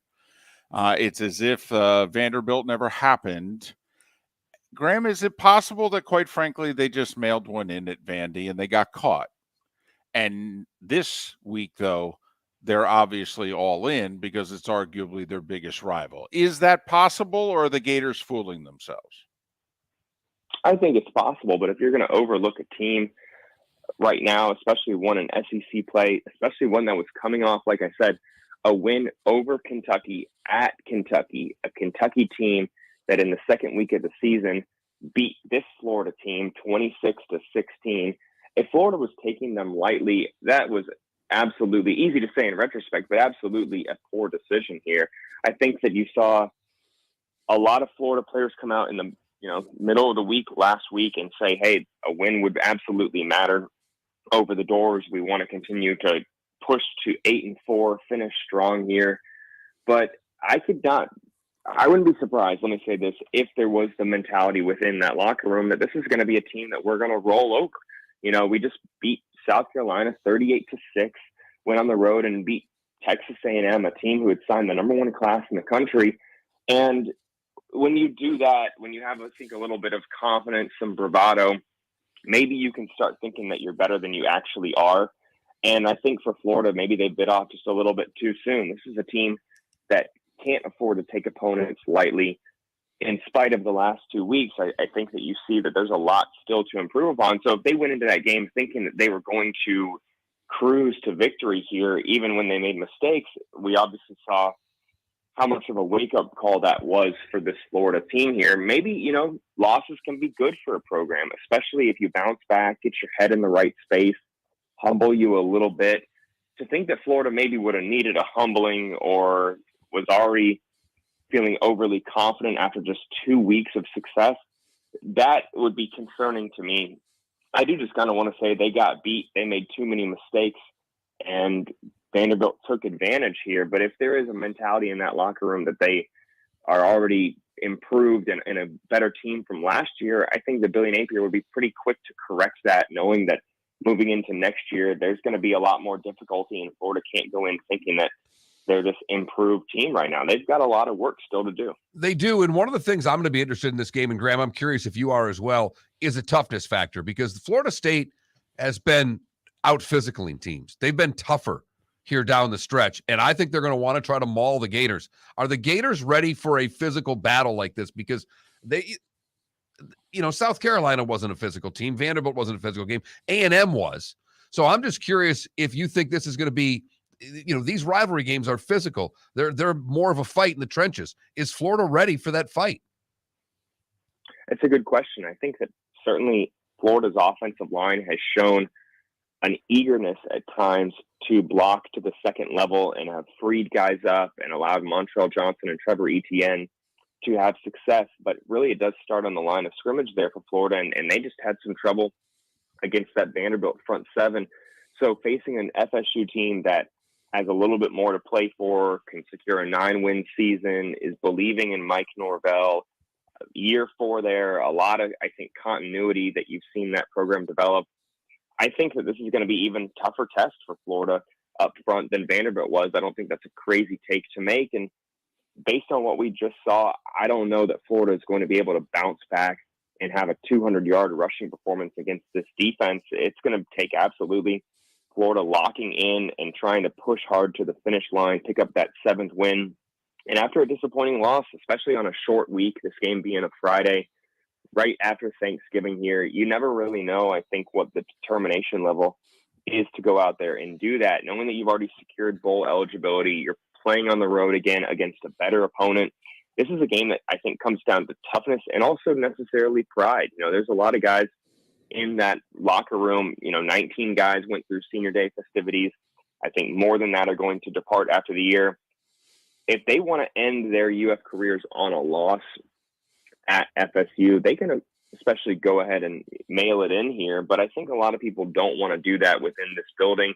And we'll see how that kind of manifests itself during the actual 60 minutes of football. But it's hard for me to bank that they're going to be able to get up for this rivalry game and contend with the Noles on the road after what we just saw.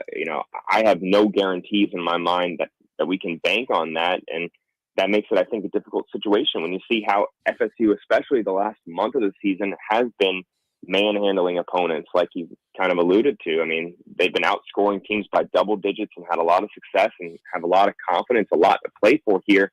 This is going to come down to pride in my mind for Florida. How much do they want this one to kind of leave their rivals with that taste of disappointment in their mouths heading into the bowl season rather than what it's looking like Florida is going to go into it with? Graham, final question. Obviously, Florida State wants this game on the Friday after Thanksgiving because they agreed to ABC's request and scheduled it there. Any chance that Florida would continue to use this slot? I mean, the Gators don't get ABC/CBS all the time, if you know what I mean. This is getting a network, great primetime slot. Or do the Gators, hierarchy absolutely hate this game on Friday after Thanksgiving? It's a good question. What I've heard is that Florida wasn't opposed to it this time, but would they make it a consistent thing? I don't think that they're ready to commit to that just yet. I think that a lot of people are going to want to see what the viewership is like for this game, being on a Friday night, being right after Thanksgiving when a lot of people are spending time with their families, maybe aren't necessarily huddled around a TV at 7:30 at night on a Friday to watch two unranked teams go at it. I think that absolutely that's a question that I think Florida administration wants to see answered before they say, hey, this is a thing that we should be doing consistently. I do think it makes a lot of sense from a viewer standpoint. I mean, being the only game pretty much of relevance in this area on a Friday night during a long weekend here, a holiday weekend, I think it bodes well for potentially a high viewership number here. But everything you just said, and not having a chance to be on the SEC network, not really being at home for Florida, I don't think that they have put too much stock into doing this moving forward unless it really benefits them more next year. So it's kind of a wait and see mode right now for Florida's administration, but they are open to exploring new ideas. Let's say that, we've had a lot this year of conversations about moving the Florida-Georgia game for recruiting purposes. You've seen Florida talk about scheduling opponents that they normally don't schedule. I mean, going out to Salt Lake City next year. So I know that we are seeing an administration willing to take some risks that you haven't seen in the past, whether they're going to move this, Florida Sunshine Battle to Friday permanently, I think remains to be seen. I got to say, my gut tells me no, and that this game goes back to Saturday next year. But I'm all for the experiment of it happening on a Friday this year, because I think it's worth a shot to see if maybe you get increased viewership. And if that's the case, I know that Florida will certainly listen to making it an annual thing. Graham, thanks for your time and your insight. Once again, happy Thanksgiving, safe travels to Tallahassee, and we'll talk again right around signing day. Thanks for having me. Y'all take care out there. Enjoy your holiday. Graham Hall covers the Gators, 24/7 Sports, 247sports.com. You can follow Graham on Twitter at Graham Hall _ Graham Hall _. I will say, Graham has forgotten that the Noles are ranked. He said a pair of unranked teams meeting. All right. You know, he's it's one of those things that's easy to forget. Well, and it hasn't happened in a while. I get Right. it. I get it. But by the way, the rankings, 18th ranked Gators, 18th ranked Noles are a pretty big favorite in this game, by the way. What's it, 9-ish? 9-ish? Yeah. I will say, if you're going to pay attention to the rankings tonight, how the American Association teams are ranked is very important.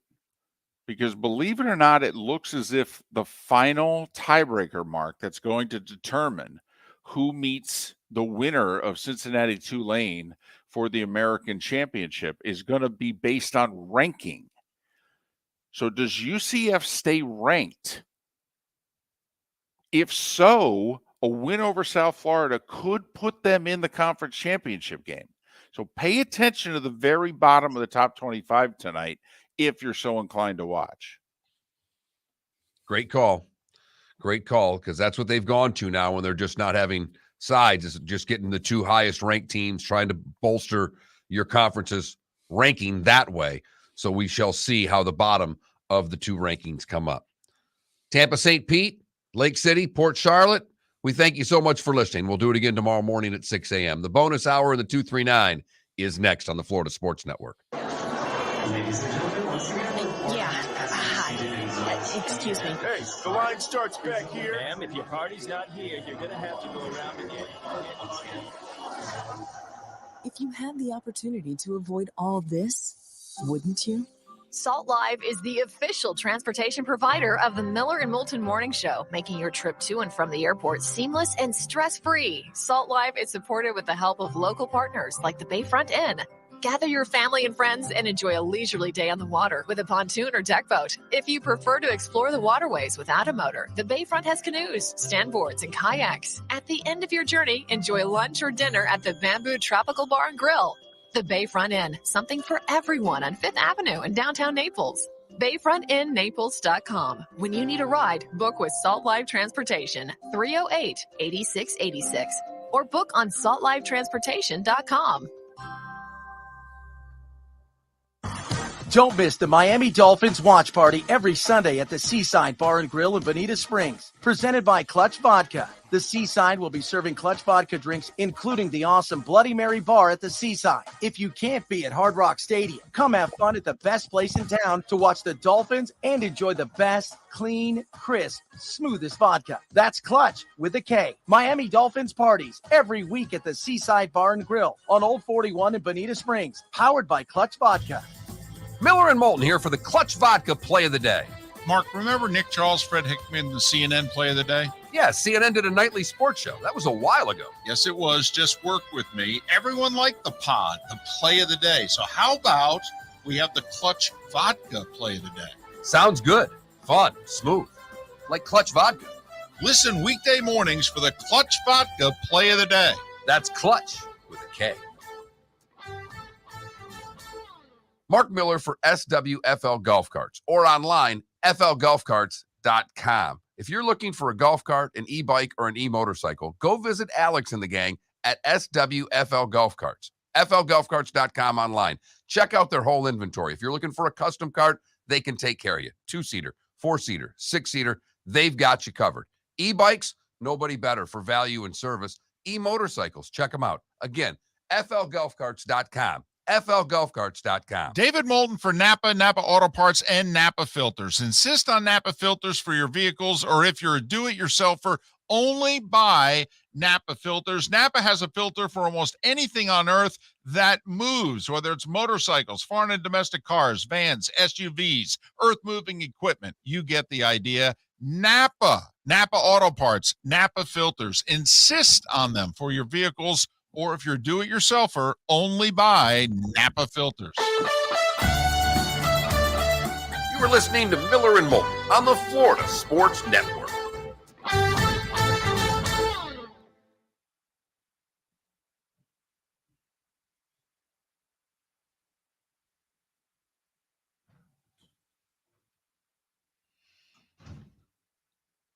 We maybe have a zero Hall of Fame thing here. Oh. Ooh.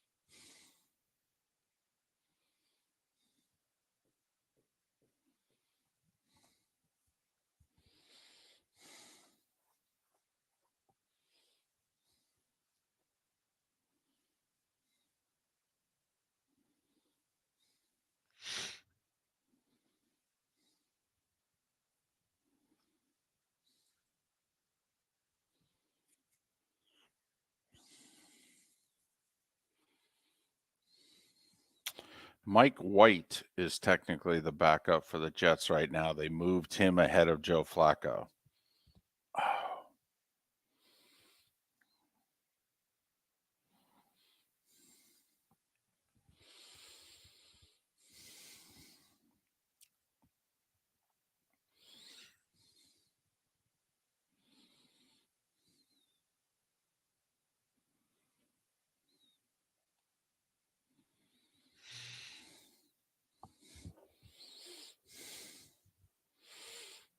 Felipe, did you work the tip-off? He's not in the room.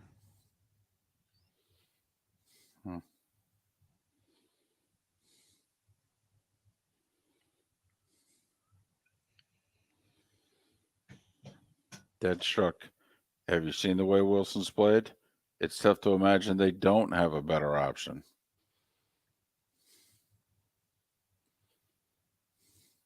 Top 10 is going to be hard, RCB.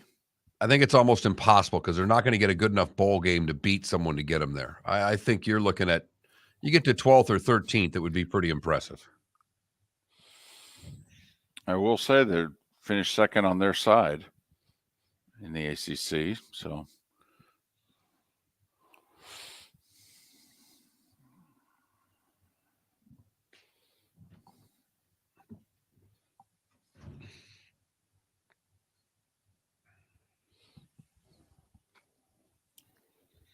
Although theoretically,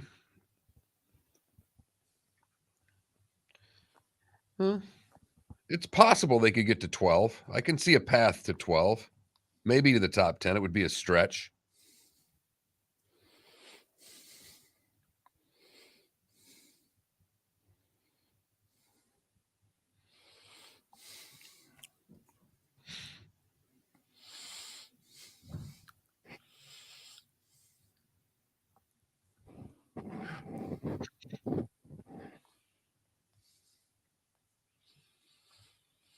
Mathematically eliminated KW? I don't think so. I mean, you look at them and you go, they ain't making the playoffs. Yeah, but mathematically eliminated? That might be hard. 10 seconds. They go to the Rose Bowl.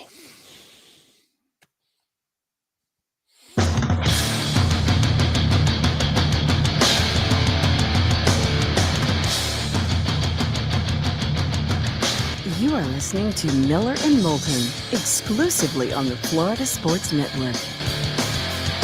And now here's Mark Miller and David Moulton. And just like that, it's the bonus hour of Miller and Moulton. Thanks so much for being with us on this shortened week. We won't do a show on Thursday, but we will do one tomorrow and Friday. Miller and Moulton, the Florida Sports Network, floridasportsnetwork.com.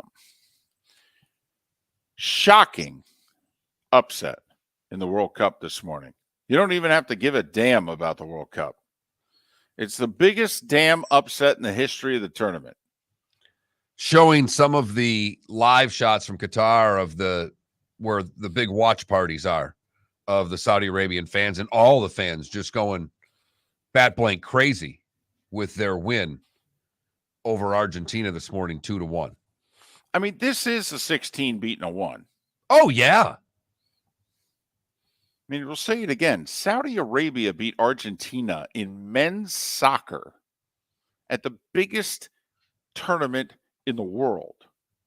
We have to give a shout out to their goalie, by the way, Mohamed Alouais, MVP of the match. Well, usually, I mean, that's how these things happen. I mean, the best player on the pitch has to be. And not only that, down at the half. Right. Down 1-0 at the half, came out and scored 2 early goals and held on. And I mean held on. So that's the biggest thing that's going to go on today in sports, whether it's a big deal to you or not. It's important to just, say, hey, this is what's out there. And it also served a second purpose, ladies and gentlemen. Mark Miller was in a foul mood 3 hours ago. I mean, just hot. All because we tied Wales. New Hampshire. I just want everybody to understand, if we lost to a country the size of New Hampshire, oh, yeah, we just did. And I know we didn't lose. We tied. And I'm so sick of hearing, we tied. We got to tie. Oh, we got to tie. That's great. We got to tie. We got to draw. Wonderful. No, we didn't. We choked like dogs. Couldn't play with the lead when they tied it. It was a pathetic second half. It ain't over, Mark. It ain't over. And so, ladies and gentlemen, this is the calm down version of Mark Miller about this. Apparently, it ruined his day and evening yesterday, and he was hot to trot at 5:52 a.m. this morning. I wouldn't have got through customs. I'd have been so honked off. I'd have said something inappropriate. I'd have blamed one of the customs officials for the loss, and I'd probably still be in Mexico right now if it were me, David. For the record, Lisa Salters did agree with me. She was standing there last night as all our stuff was going through not one, not two, but 3 different places and procedures to be tested. And for the third one, she turned and looked and said, doesn't this one look repetitive? I go, oh, it is. And I asked them about it yesterday. And she goes, well, I'm not going to do that. She's smart. Right. Right. She was, I believe, an honor student at Penn State. So, yes. Besides being also a pretty good basketball player. So, yes, Mark, you would have had trouble last night because they apparently damn near kept both airports open just for us because we were running so late. So, yes, talking last night would not have been a good option. And you were hot, so I'm glad you weren't with us. And I'm still bothered by it. Oh, we know. This whole Argentina losing is a great upset. It's a terrific win for Saudi Arabia, and is a great little factoid in this tournament. Uh-huh. But we did tie New Hampshire yesterday. I mean, for the record, it's the acreage of New Hampshire. It's the population of Connecticut. All right, that's who we tied yesterday. Yes. We blew a 1-0 halftime lead and settled for the draw, which is not ideal. We're going to lose to England on Friday, and then it's going to come down to goal differential when our group is all said and done, and we're going to be behind in the standings heading into the final day of the group. and that's always an awkward place to be. But But watch England lay down and not play Wales as hard and just settle for a draw when they know they've already advanced to keep us out of the next round. Wow. Paybacks from the revolution. Wow, now you're even getting a little paranoid with your angst. I like it. I like it a lot. So, ladies and gentlemen, that's what we were dealing with a little over 3 hours ago. And as you can tell, I mean, the biggest upset in the history of the event has only dulled Mark's angst a smidge. A smidge. So, anyway, College Football Playoff Committee tonight, they're going to release their rankings. Believe it or not, it's pretty important, and not just the top of it, but the bottom of it is really important for UCF. Really important for UCF. Like, if they keep you in the rankings at 25, you need to run around your living room in glee, because that will probably put you in the AAC championship game despite the loss to Navy on Saturday. And Mark, AP poll has UCF 25th. Coaches poll has UCF first team out. It could be that close for the playoff committee tonight as well. And it's the crazy AAC tiebreaker, and the three teams that could end up tied. They didn't all play each other this year, so you can't do the whole head-to-head record. And then you get down to the fourth and fifth tiebreaker, and it involves highest-ranked team. And Tulane and Cincinnati play on Friday. Right. In a mighty nooner. Now, if it's a close game, they both could end up staying ahead of UCF, but I doubt it. Well, here's the tricky thing. First off, winner of Tulane-Cincinnati hosts the AAC championship game. That's locked in stone. But, Mark, apparently the rules say it's the rankings like tonight. Now, if none of the teams are ranked, like if UCF and Houston are both unranked, and it's very likely Houston's not going to be ranked, but if UCF is also unranked, then it's either a sixth tiebreaker or we have to wait a whole other week to see who gets ranked after this weekend's games. But if you're a UCF fan, and I looked it up, this I know for sure. If the committee ranks you tonight and you beat South Florida, you're in the AAC title game. You'll go on the road and play one of two teams that you've already beaten. David, when you're going through all of this, I cannot help but to fast forward to these large Big Ten and SEC conferences when they are going to have to figure out who's playing in a conference championship game when they don't have divisions in a couple of years. When you started, I was actually all in to you. Hey, I'm looking up these tiebreakers, and I started thinking. It all of a sudden, my mind just leapt ahead a couple of years and went, oh, so when USC plays Notre Dame and Michigan and Ohio State are playing, and one team loses, we're going to have to wait till the rankings next week to see if Ohio State and Michigan play again in a Big Ten title game because they are ranked higher or lower than USC. Because, David, it's going to happen. Well, just think about it. Think about if this year's SEC was going forward what it is you just described. Georgia, obviously, they're in. All right, undefeated in the SEC, they're in the championship game. Well, since we're going to get rid of divisions, what do we have right now? We have LSU and Alabama, right? Now, what if they were tied? Well, if it's just the two of them and they were tied, LSU goes because they beat them. But what if you just add one other team? and all, like, say, Florida or Tennessee from the East. How about that? LSU, Tennessee, and Alabama. Now, in this particular case, they all played each other. So it would have been real easy to do the tiebreak, and Tennessee would have gone. But what if we have Florida as the two-loss team, and it's LSU, Alabama, and Florida, and all three teams didn't play each other? Or just let's go to the Big Ten. And let's just say that USC wins against Notre Dame so that they have an 11-1 record, and Michigan loses.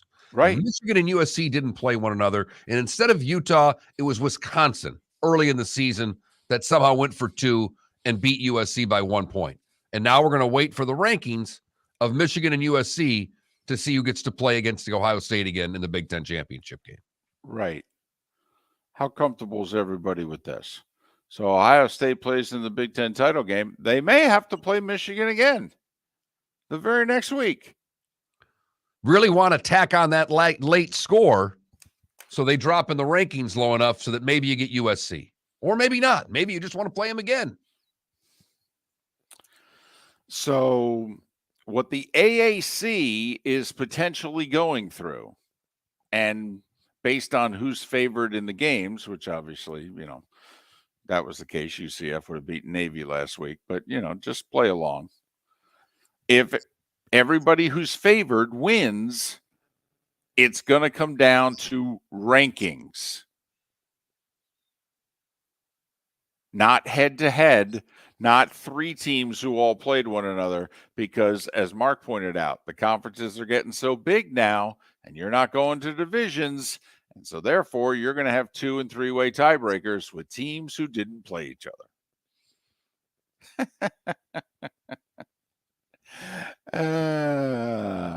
You thought it was convoluted now. Right. Wait until we get to that, because it's a couple of years away in both super leagues. There's, to me, I don't see how you're not going to have it, because they don't want divisions. No. They've made it very clear they don't want divisions. Are not in their best interest to get multiple teams in a 12-team playoff.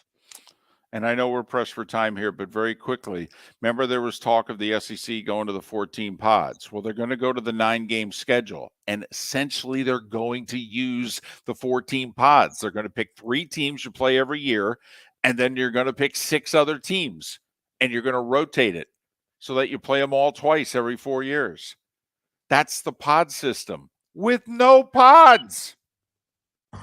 Don't miss the Miami Dolphins watch party every Sunday at the Seaside Bar and Grill in Bonita Springs. Presented by Clutch Vodka. The Seaside will be serving Clutch Vodka drinks, including the awesome Bloody Mary bar at the Seaside. If you can't be at Hard Rock Stadium, come have fun at the best place in town to watch the Dolphins and enjoy the best, clean, crisp, smoothest vodka. That's Clutch with a K. Miami Dolphins parties every week at the Seaside Bar and Grill on Old 41 in Bonita Springs. Powered by Clutch Vodka. Mark Miller for SWFL Golf Carts, or online, flgolfcarts.com. If you're looking for a golf cart, an e-bike, or an e-motorcycle, go visit Alex and the gang at SWFL Golf Carts. flgolfcarts.com online. Check out their whole inventory. If you're looking for a custom cart, they can take care of you. 2-seater, 4-seater, 6-seater, they've got you covered. E-bikes, nobody better for value and service. E-motorcycles, check them out. Again, flgolfcarts.com. flgolfcarts.com. The waterways of Naples are a beauty to behold, and the Bayfront Inn has multiple ways for guests to enjoy the water and have some fun. Gather your family and friends and enjoy a leisurely day on the water with a pontoon or deck boat. If you prefer to explore the waterways without a motor, the Bayfront has canoes, standboards, and kayaks. At the end of your journey, enjoy lunch or dinner at the Bamboo Tropical Bar and Grill. The Bayfront Inn. Something for everyone. On 5th Avenue in Naples. Golfers, are you bored of the same old driving range warm-up routine that's not getting you the results that you want on the course? Power up your golf swing by adding resistance bands to your range sessions with the Orange Whip Golf's Power Strap Kit. Featuring band attachments to your feet and hips, Power Strap resistance training will boost clubhead speed, increase power, improve flexibility, all with just a few swings. Buy a Power Strap Kit today. Go to orangewhipgolf.com and use code Miller10 to receive an additional 10% off the already great price of $119. You were listening to Miller and Moulton on the Florida Sports Network.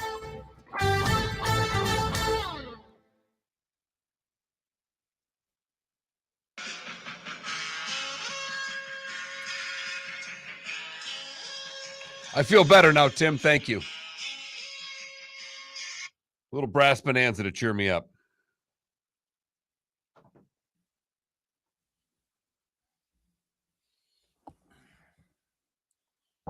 Can it just stay cold in Florida? No. No, we don't. No, it's not why we're here. We're not here for cold. Go move to Jacksonville. You want cold. I love Florida cold. Whoa, look at that. He just said, can't we get cold in Florida? You want cold in Florida, go to Jacksonville. No, That's no, not no. why I'm here. I said, can it just stay cold, man? No. I never freaking know. It's like a different thing every week. 9482. Whoa.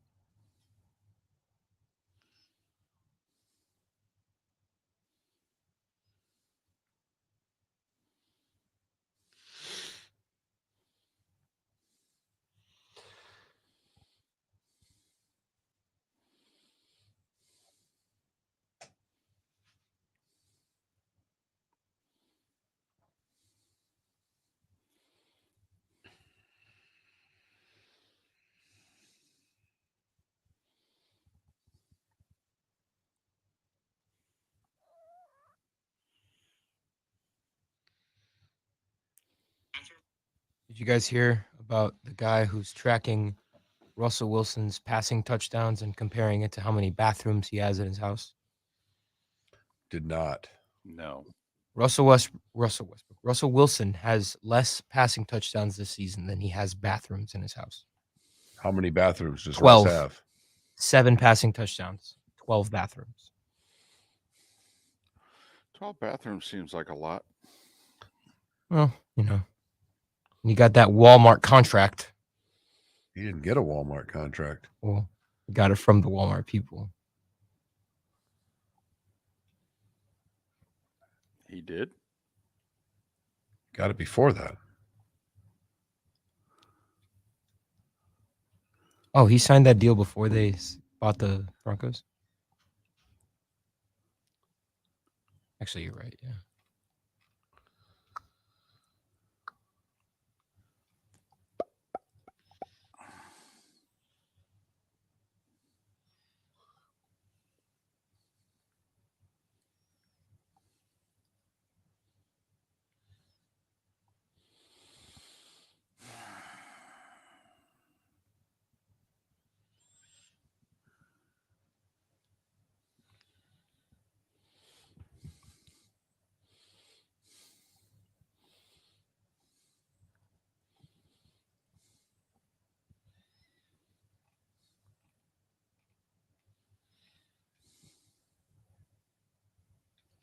KW, when I mean cold, I mean clear skies, afternoon, summertime shy cold. Nice little breeze. No, it's got to be freaking humid all the time. Where did you grow up? In the most humid place in freaking America. Yeah. Well, you can move. No. I mean, that's just the thing. I don't want to. I can see if the Michigan Radio Network can find you a job like in Saginaw or Traverse City. Hell cold. no. Hell no. Oh, hell no. Well, we know somebody who's got a cluster of stations in Lake City. It's about 300 miles north. You just want a little bit of a breeze. I'm asking for too much here. Yeah, it's called compromise. You live where you live. You get what you get.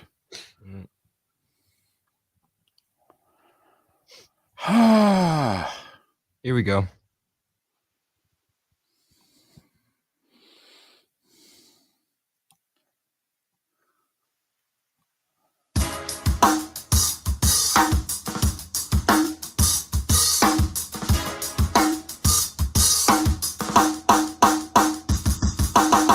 Welcome back to Miller and Moulton, only on the Florida Sports Network.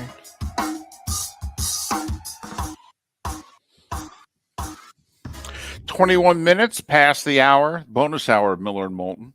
Thanks so much for being with us on this Tuesday, the 22nd of November. I'm broadcasting from Dallas, Love Field to be exact. It's a little spooky, a little eerie. Be broadcasting from Love Field in Dallas on this day, 59 years after one of the worst days in our nation's history, in which Love Field was a tragic part of it. But that's the way it worked out, Mark, in the cozy confines of the 239. We're not doing a show Thursday. We are doing a show Friday. So there. And we're jamming in basically every guest, okay, will be joining us even in a shortened week. So there. I hope you're happy about it. Pat Kirwan seems to be ecstatic that we're working on Friday. It's the first time he's had anything positive to say about the Miller and Moulton show, that he comes on twice a week and has done so for the better part of 15 years. But we don't work hard enough for him because he never takes a damn day off. And we have the audacity to take somewhere between 2 and 6. And that's enough to have him go, I just don't respect you guys like I want to. You just don't work hard enough. Right. I like you, but I don't respect you. Right. Because here's the deal. If it's a day that ends in Y, you work. Got it? During football season. Well, Pat takes off Sundays off season. That's about it. Correct. So Pat will join us on Friday. Not sure the time yet. Some of the times with our regular guests may move around. We're trying to fit everybody in. Like Lee Sterling will join us tomorrow with his picks. He had a winning week last week. He also got his upset play of the year in college football, right? Or underdog, I should say. Underdog of the year, and whoo-wee. Right. 2 late touchdowns, because I believe that was a 28-12 score. Pitt and Duke at the half, and Duke came back to score twice and get it to 28-16, or 28-26 rather, losing by 2, covering. But Lee had to sweat that one out, there's no doubt. And he had his game of the week right, had Buffalo last week as well. So Lee had a solid week. I had a rare winning week. David batted 500 going with an extra game. So think about it. I mean, we had just a bonanza. We're on fire. That's how well we did. I mean, combined, we were 6 and 5. I mean, that's got to be combined like one of our 3 best weeks of the year. Getting no arguments out of me here, David. None whatsoever. So Lee Sterling tomorrow, along with Bud Elliott. All right. Dr. Roto joins us a day early. So your fantasy football questions heading into the Thanksgiving weekend. So you kind of get the idea. Hoping to have Matt Canada on tomorrow because normally he and PFN join us on Thursdays. So we'll see. We'll see. That's all I can promise you. So we talked a little Lane Kiffin earlier in the show, and the tweets coming out of Mississippi that he is going to Auburn. Right. Lane denying said tweets and even having a little fun, basically retyping what the reporter said and changing out Lane's name with the reporter's name and using 2 Mississippi television stations as reporting that the lead anchor of one station is going to another. Brilliantly funny. Yes. Outstanding. Is Lane going to Auburn? I don't know. But here's what I do know, that I feel pretty confident in saying this, that Lane realizes what he's done the last 2 years is pretty much what he can do at Ole Miss. Last year was a 10-win team that went to, the Cotton Bowl? And Corral got hurt in it, and they lost big to Baylor. But, they went to the Cotton Bowl. And this year, they were in the top 10 till mid-November. They've lost a couple here. If they beat Mississippi State, they'll be 9-3, a chance for another 10-win season. But don't even know, Mark, if this Ole Miss team would make the playoff. The loss to Arkansas, we all think, would have knocked them out of the potential 12-team playoff down the road. They're bat blank crazy at Auburn. The administration, the boosters, they're one of the worst to work with. Maybe the biggest inferiority complex in all of Division I athletics. I mean, think about it. They're in the backyard of Alabama. They're always chasing the Crimson Tide, and they don't like it. Whereas a lot of teams that are in that, you look at, whether it's Oregon State or, just pick the state with two schools, usually the other team kind of knows their place. Auburn cannot handle their place. Yet, what can you do at Auburn? You can win a national championship. Yes, you can. And Yes, RCB you in our can. Twitch chat room says Auburn boosters and alumni are too much of a pain. You're right. Mm-hmm. Lane could stay at Ole Miss and win 9-10 games a year and be a flippin' hero. Really and truly could. But can he win a natty there? Most people don't believe that he can. I don't see how he could ever play for and win a national championship at Ole Miss, and it's been proven. I mean, let's go back. The last four coaches at Auburn, Mark, before Harsin here, who got fired a year and a half in, didn't the last four coaches at Auburn all at least play for a national championship or post an undefeated season? I mean, Pat Dye did, Tuberville did, Chiswick did, Malzahn did. They either played for the national championship, won a national championship, or posted an undefeated season. Because you could say Terry Bowden, too. They were on probation, but what did he do when he was at Auburn, Mark? He posted a 11-0 season. Think about this. We're talking 35 years here where you can at Auburn go undefeated, play for or win a national championship. 4 or 5 different coaches have done it. And when we sit here in Florida and look at the big three, who all can get there, Auburn's done it more effectively than a lot of schools. Their grease fires are legendary, though. Oh, and their boosters. I mean, I will say, Texas A&M is challenging them. And if they write the check, they may temporarily take the lead. No. They would take if they buy him out for the $86 million, that takes the lead. You put your flag in the ground as craziest alumni base when you do that, David. I'm told they're thinking about it. I do want to point this out. Brian Kelly had one of these seasons at Notre Dame. And we got a lot of Notre Dame fans who listen to this show. Remember when he had the, 3-9 season? And you guys were all convinced it's broken. He's not the guy to fix Humpty Dumpty. And we got to go get a new coach. And he took you to the playoff twice after that. And ended up being the all-time winningest coach in school history. But Brian Kelly made changes. Jimbo is so stubborn, nobody thinks he will acknowledge any changes. Yeah, he's got that Zach Wilson press conference quality to him. You feel like you got to apologize to the defense? No, I don't need to apologize to anyone. I'm doing this my way. I'm doing it right. But if they buy him out for that lump sum of money, I will fall. David, honestly, that's a whole new level of crazy. Miller and Moulton. Good, the bad, and the ugly. Today was a day when what's on tap and our final thoughts on the other side, the Florida Sports Network. Miller and Moulton here for the Clutch Vodka Play of the Day.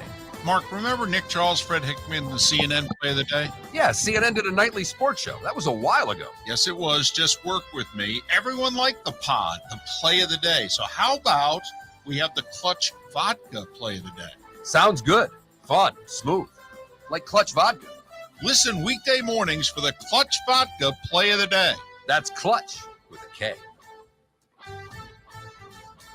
Golfers, are you bored of the same old driving range warm-up routine that's not getting you the results that you want on the course? Power up your golf swing by adding resistance bands to your range sessions with the Orange Whip Golf's Power Strap Kit. Featuring band attachments to your feet and hips, Power Strap resistance training will boost clubhead speed, increase power, improve flexibility, all with just a few swings. Buy a Power Strap Kit today. Go to orangewhipgolf.com and use code Miller10 to receive an additional 10% off the already great price of $119. David Moulton for Napa, Napa Auto Parts, and Napa Filters. Insist on Napa filters for your vehicles, or if you're a do-it-yourselfer, only buy Napa filters. Napa has a filter for almost anything on earth that moves, whether it's motorcycles, foreign and domestic cars, vans, SUVs, earth-moving equipment. You get the idea. Napa Auto Parts, Napa filters. Insist on them for your vehicles, or if you're do-it-yourselfer, only buy Napa filters. Mark Miller for SWFL Golf Carts, or online, flgolfcarts.com. If you're looking for a golf cart, an e-bike, or an e-motorcycle, go visit Alex and the gang at SWFL Golf Carts. flgolfcarts.com online. Check out their whole inventory. If you're looking for a custom cart, they can take care of you. 2-seater, 4-seater, 6-seater, they've got you covered. E-bikes, nobody better for value and service. E-motorcycles, check them out. Again, flgolfcarts.com. flgolfcarts.com. You were listening to Miller and Moulton on the Florida Sports Network.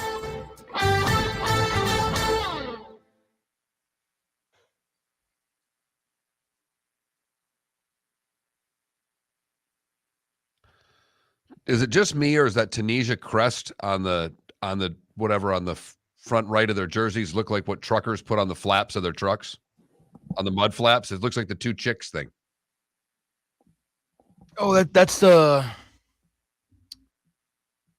clothing brand. It is? The logo with the two chicks like sitting. Yeah. Yeah, that's a clothing brand. Okay. Weird logo though. Like for a I mean it's not weird, but like I'm gonna look up what it's called.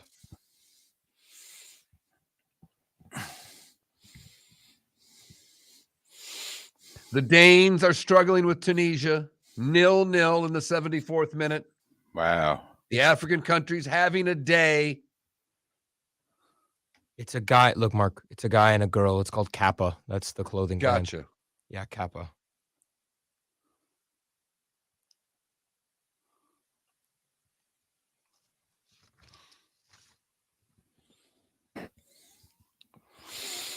Whew.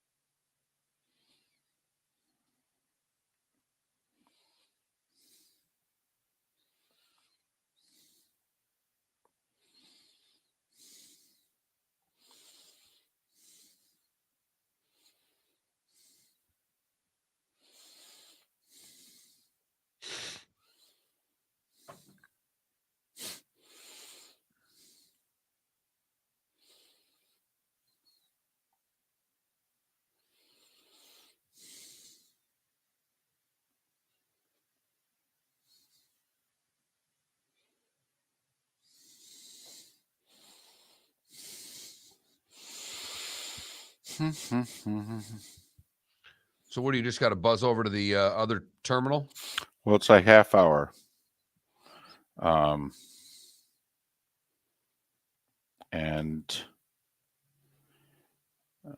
Yeah, I've got a 12:42, so I have plenty of time. And that's 12:42 Central, so I got well over 3 hours after I pack up and call an Uber and all that.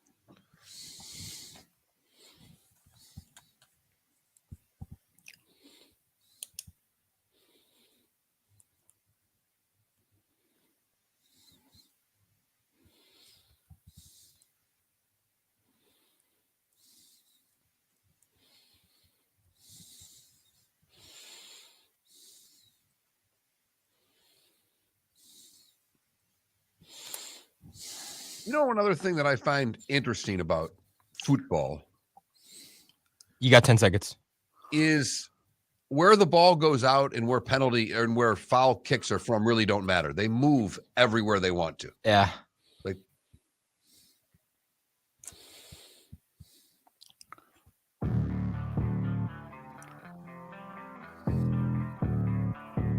Thanks for listening. And now, more of Miller and Moulton on the Florida Sports Network. 22 minutes till the top of the hour, 17 minutes until we're out of here. Final segment of Miller and Moulton on this Tuesday, the 22nd of November. I'm in Dallas, heading back to the Sunshine State this afternoon after a whirlwind week of travel. Mark in the cozy confines of the 239. there are some little things that I enjoy about the World Cup. There's an element of snark in soccer that I think you and I both appreciate. When there's a foul, for instance, player sets a ball down and a free kick, the opposition team might just kick it out of the way a little bit to give themselves a little more time. There's a lot of subtle snarkiness in soccer that I always am reminded of when I start watching the World Cup. It is unlike anything that we have in games that we play. No doubt. No doubt about it. Our referees in American sports take much greater control of the game than I think the referee is allowed to in soccer. It seems that there's always a constant argument. And I will say they're throwing yellow cards around like they're candy, which could affect teams going into the next round because there's a certain number you get, you're missing a match. So I just find the snarkiness of it a lot of fun. It's time for someone to take back this segment, if for no other reason than to stop David from talking about Meghan and Harry. Here's Mark Miller with Today Was the Day When. Oh, you'll hear it a lot coming up in the coming weeks, David. But it was today in 1934 that Santa Claus is coming to town was first heard on the Eddie Cantor Show. Today in 1936, the PGA Championship was held at Pinehurst. Denny Shute wins the first of his consecutive PGA titles. Today in 55, RCA maybe makes its best investment ever. RCA Records pays Sun Records $35,000 for Elvis's contract. 1959, the AFL conducts its first draft. Today in 1963, in Dallas, Texas, where David is, President Kennedy was assassinated. Today in 65, Muhammad Ali scores a 12th round KO of Floyd Patterson in his second title defense. Patterson wouldn't call him Ali. He kept referring to him in the leading up to the fight. He kept referring to him as Cassius Clay. And it really honked Ali off. And so Ali, most people believe, could have taken Floyd Patterson out much earlier in that fight. But that he just kept pounding him just enough that he could stand and make it to the stool.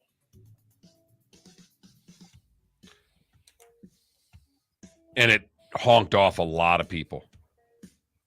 That did not sit well with a lot of folks because there were many that had the same impression of that fight as what David described. Today in 68, the Beatles would release the White Album, their only double album.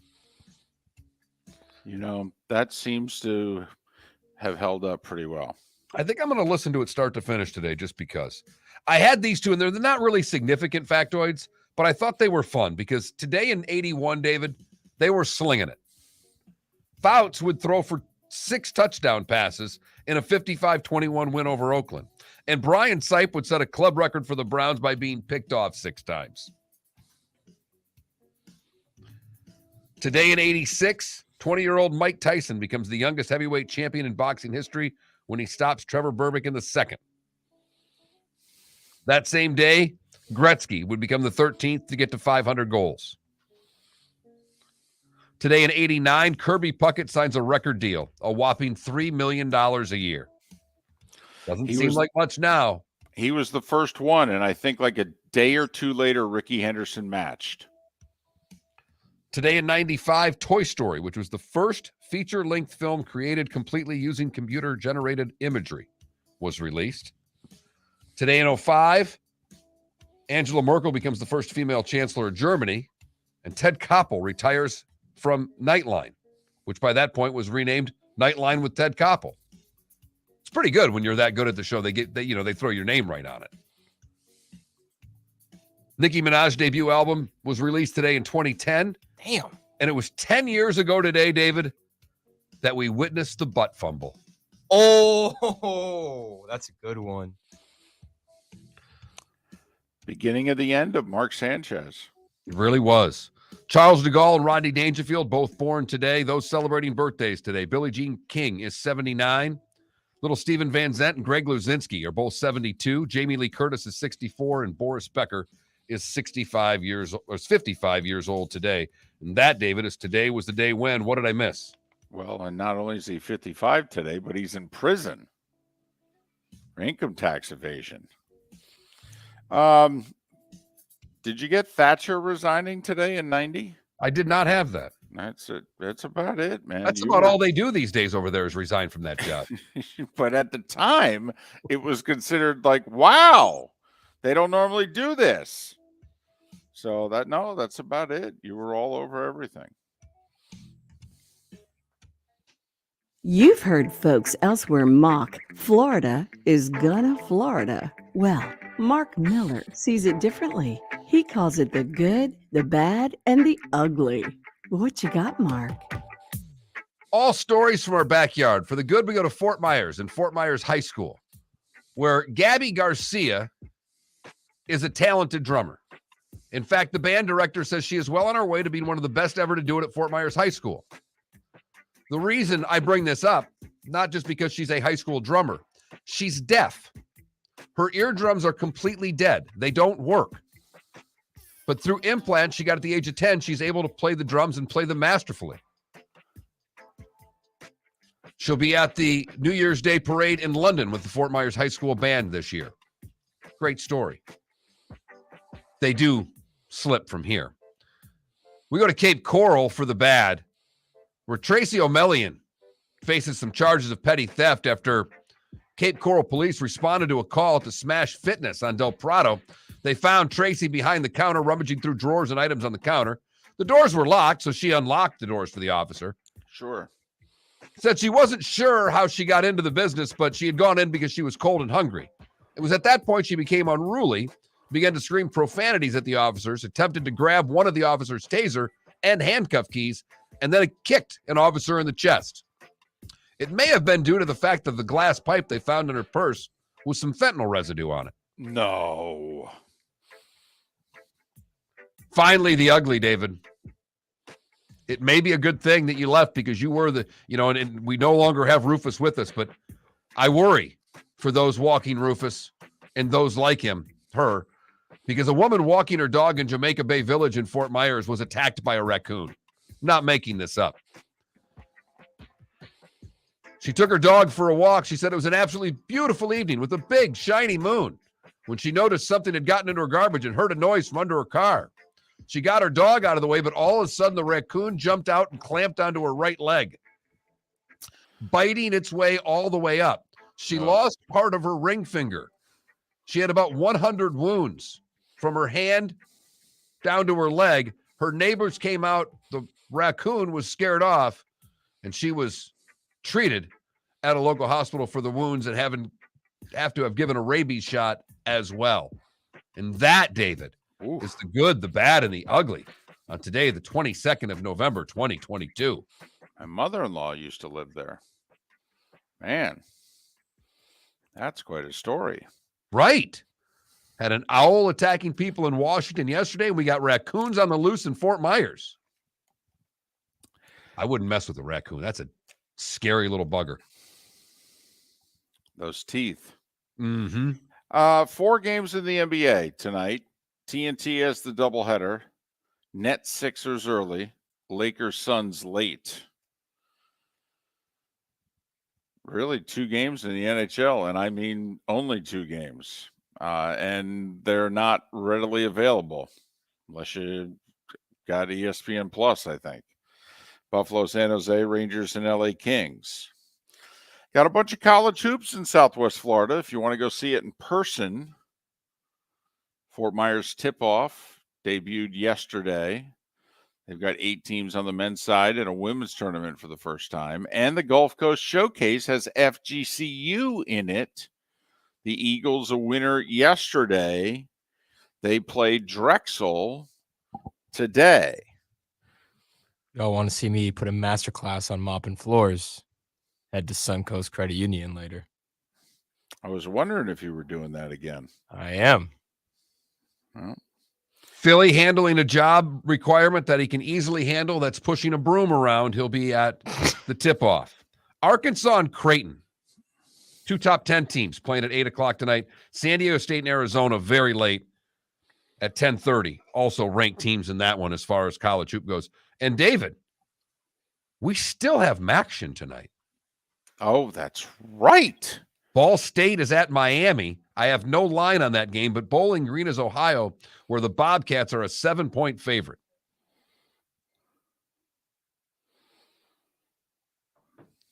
In a little Maction tonight. No Maction tomorrow. They give them the day before Thanksgiving off. So 2 games in the MAC tonight. Remember the announcement a couple of weeks ago that Conference USA, beginning next year in the month of October, will play all of their games on Tuesdays and Wednesdays for just what the, MAC has gotten, which is the publicity and the promotion. Okay. By the way, what was the game you didn't have a spread on? Ball State and Miami. Miami of Ohio is a 3-point favorite at home. So we'll have in October Conference USA action like this, and November we'll stay Maction. I think it's a smart move for Conference USA. Twofold. One, your games get on TV, but if we still watch SportsCenter and all, and I don't know how many people do, those highlights run the whole next morning. Yeah, they do. It's tough for me when so few people go to these games, that it's a real hindrance to what, few fans you have, but TV rules the world, Mark. TV money, TV exposure. We brought it up with Graham Hall about, how against the day after Thanksgiving game is Florida, because Florida State had it at home this year, so they got to control it. And when ABC approached them, they said, oh, yeah, absolutely, we'll take that time slot. Well, this game doesn't get the national exposure that it used to get. And just imagine if this game was in Gainesville this year, with the Gators having lost to Vandy and being 6-5. This game could be on SEC Network at noon. Instead, it's going to be 7:30 on ABC. And for recruiting purposes, do you move this game? I'll say it again. Alabama-Auburn. That game became what it became nationally because they did a home and home on the day after Thanksgiving in 2009 and 2010. And people are pointing up a recruiting aspect of this. Look we're at like the regional finals. This isn't as big of a recruiting visiting weekend as I think one would think. First off, some teams are eliminated, but I don't think this kills them on Friday from a recruiting standpoint. It'll affect it. But you've already had those kids on campus. Agreed. And most kids by now know where they're going. And maybe Thanksgiving weekend is still a big recruiting weekend, but a lot of this is already set in stone. You're recruiting next year's kids now anyhow.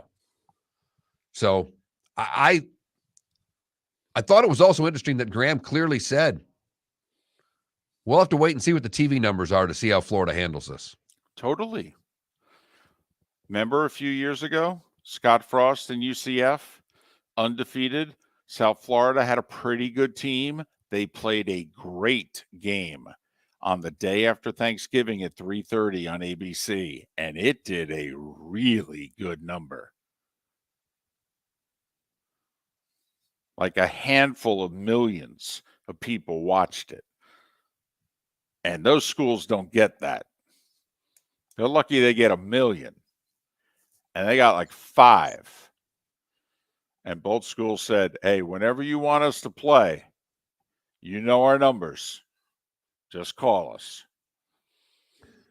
Yeah, so what do we get the day after Thanksgiving? We get the Tulane-Cincinnati game at noon. As far as, you know, then you've got NC State at 3:30, Nebraska and Iowa at 4, Florida State at 7:30. Nebraska, Iowa, if Iowa wins, they're in the Big Ten championship game. So winner of Tulane-Cincinnati hosts the AAC title game. If Iowa wins Friday against Nebraska, they're in the Big Ten championship game. And as David has pointed out throughout the show, if you're watching the college football playoff show tonight, you may be more concerned with what 25 through 21 look like than what through 5 through 1, because we know what the top's going to look like. But does UCF sneak into the bottom? Because that'll be big as far as the AAC championship game goes. Very quickly, let me ask you this. Who's 5, LSU or USC? LSU. I say USC.